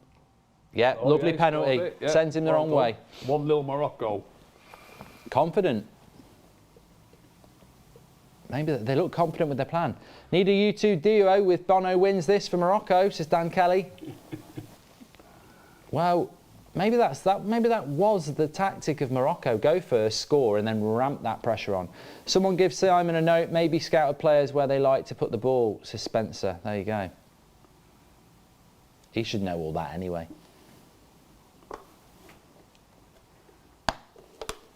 Sarabia.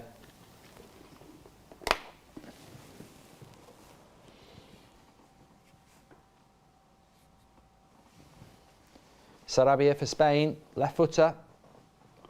Go on, keeper. I'd dive right. He's left. Oh, he's missed it! He's missed. He's bloody missed it. He's hit the post. So Keeper was going the right way anyway. As we speak now, Morocco score 40 through. Yeah. I think the keeper might have... No, he wouldn't have got it. just hit the post, didn't Yeah, it was. Well, it's not a good penalty. He's hit the post. He's missed it. So there you go. Sarabia brought on to take a penalty, misses the shot to win it, and then misses a penalty. It's not looking good, bruv. he? Score this now, and the pressure's right on Spain. Ziyech for Morocco. Yeah, if you score this 2-0 The up. pressure's right on him. Looks nervous. He's done it. Straight down the middle. Straight down the middle, 2-0 Morocco. Always brave to smack it down the middle, but any goalkeeper will tell you at this level, if you want to save it, you've got to dive. You've got to gamble. You can't wait. Plenty of power in it. 2-0 to Morocco, but Spain have their second.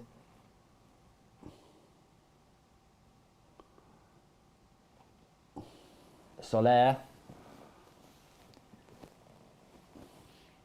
Apparently Spain have been taking thousands of penalties, says MD Gaming. Doesn't matter, you can't recreate this. Again, being English, we tried to figure out ways to be better at penalties and you can't recreate it. My maths say now that Spain are in the shit. Yeah. Spain. It was a bad penalty. I didn't like his run-up. It was too straight. I like a run-up where you're angled. Gives you more body shape. Desperate to score this. Still though. Still. At the minute, Spain can only score 3. So if they did, they still need to score 2 out of 3. Morocco. So this would be a good start for 2 out of 3. Oh, his run's quite straight. Run up as there well. you go, he's angled it a bit now. You've got to score it, lad. Oh, it's crap. No. Crap. The game's on again. Morocco miss. That was a crap penalty. They're still just in front though. Yeah. Rubbish pen, that is. It's rubbish. It's nowhere near the corner. It's got no power on it. Why aren't they... you know what? I think with this ball, they don't want to use any height. Everyone's going low, aren't they? Make sure you subscribe, by the way. Bottom right-hand corner. Plenty of you tuning in. Bottom right-hand corner to subscribe. Get involved with That's Football. We've got the 7 o'clock game as well. Ronaldo's on the bench, but this is a must-score for Busquets in Spain. He'll score. Got to score. Make it 2-1. Put the pressure back on Morocco. He'll score. He's quality, and he's like Michael Carrick. Exactly like him. Carricky. He's had a long wait, but he's got a lot of experience. He's going to pass this in, I think. Oh, he's missed it! He's missed it! Oh, my God. 3 in a row missed by Spain. 3 in a row. They're not, you know what? I'm telling you now, Ricky, listen up. There's something wrong with that ball. None of them going for heights. Yeah. They're all trying to keep it low because I think they're terrified. Yeah. I've always been told. You've got to have some confidence so to hit it high. I mean, by keeping it low, that's one thing that you're taking out of the equation, going over the bar, isn't it? Ben Foster told me, as a goalkeeper on penalties, if you put it in the top corner, you're never going to get it. Yeah, but putting in the top corner takes some doing. But they all go low, don't they? They're all going low. Yeah. So they can only get to 2 now. So if he scores this, it's over. That's like, oh no, they can't. They've scored one, haven't they? No, I'm mistaken there. No, Spain hasn't scored any. Spain not scored? No. If he scores this, it's over. This would be 3-0 and they've only got 2 to go. And it's Hakimi. And it's over! It's over! Morocco have won and Spain are out. And we've got an underdog through. And Spain are out of the World Cup. Morocco have kept them out for 120 minutes and they've kept them out in a penalty shootout. Unbelievable. They've not scored a goal. Unbelievable, mate. I've loved it. Spain have not scored a goal in 120 minutes or in penalties. How's that for enough excitement for all the people who thought it was a boring game? Yeah. I thought it was a great game. Attrition. If you want the rainbow, you've got to have the rain. We had 120 minutes of defensive masterclass. Yeah. But don't forget, Spain did not score a goal, even if you count penalties. They missed all 3 penalties. And they didn't have a clear-cut chance, really, in 120 minutes, did they? Not really. I mean, the one that clipped the post in the last few seconds, but I think he was offside anyway, if it had gone in. There can be no complaints. You might be anti the way it was done, but what other way would Morocco do it? Beat Spain? Yeah, they can't beat Spain by trying to play them off the park, can they? Yeah. No chance. Absolutely amazing. Absolutely amazing. Well deserved. And they'll play the same now against Portugal or Switzerland. Yeah, they will. Surely they can't just keep winning like that, though. But what a technique, says SK. Yeah, keeper made 2 saves as well. Two saves for the keeper, which is absolutely fantastic. And Morocco, well, you know what? When you've had a game like that, you want a penalty shootout. We've got 23,000 people watching, which is amazing for a penalty shootout. Please do subscribe, bottom right-hand corner. It's been a pleasure having you on, Ricky. I've enjoyed it, mate. I really have. Thanks for having me. I've enjoyed it. 120 minutes and a penalty shootout. Can't be bad. We're back in just under an hour's time for Portugal against Switzerland, and apparently Ronaldo's on the bench for that. So, but the World Cup always delivers one, and we've had it. Favourite knocked out by an underdog. We've had to wait for the final day for the round of 16, but Morocco have done it, and they've took a long time to doing it. But Spain are out. And Laporte's crying, but goalkeeper needs man of the match, Myron. Thanks everyone for watching. Make sure you subscribe on the way back out, and we'll see you at 7 for the Portugal game. Take it in a bit.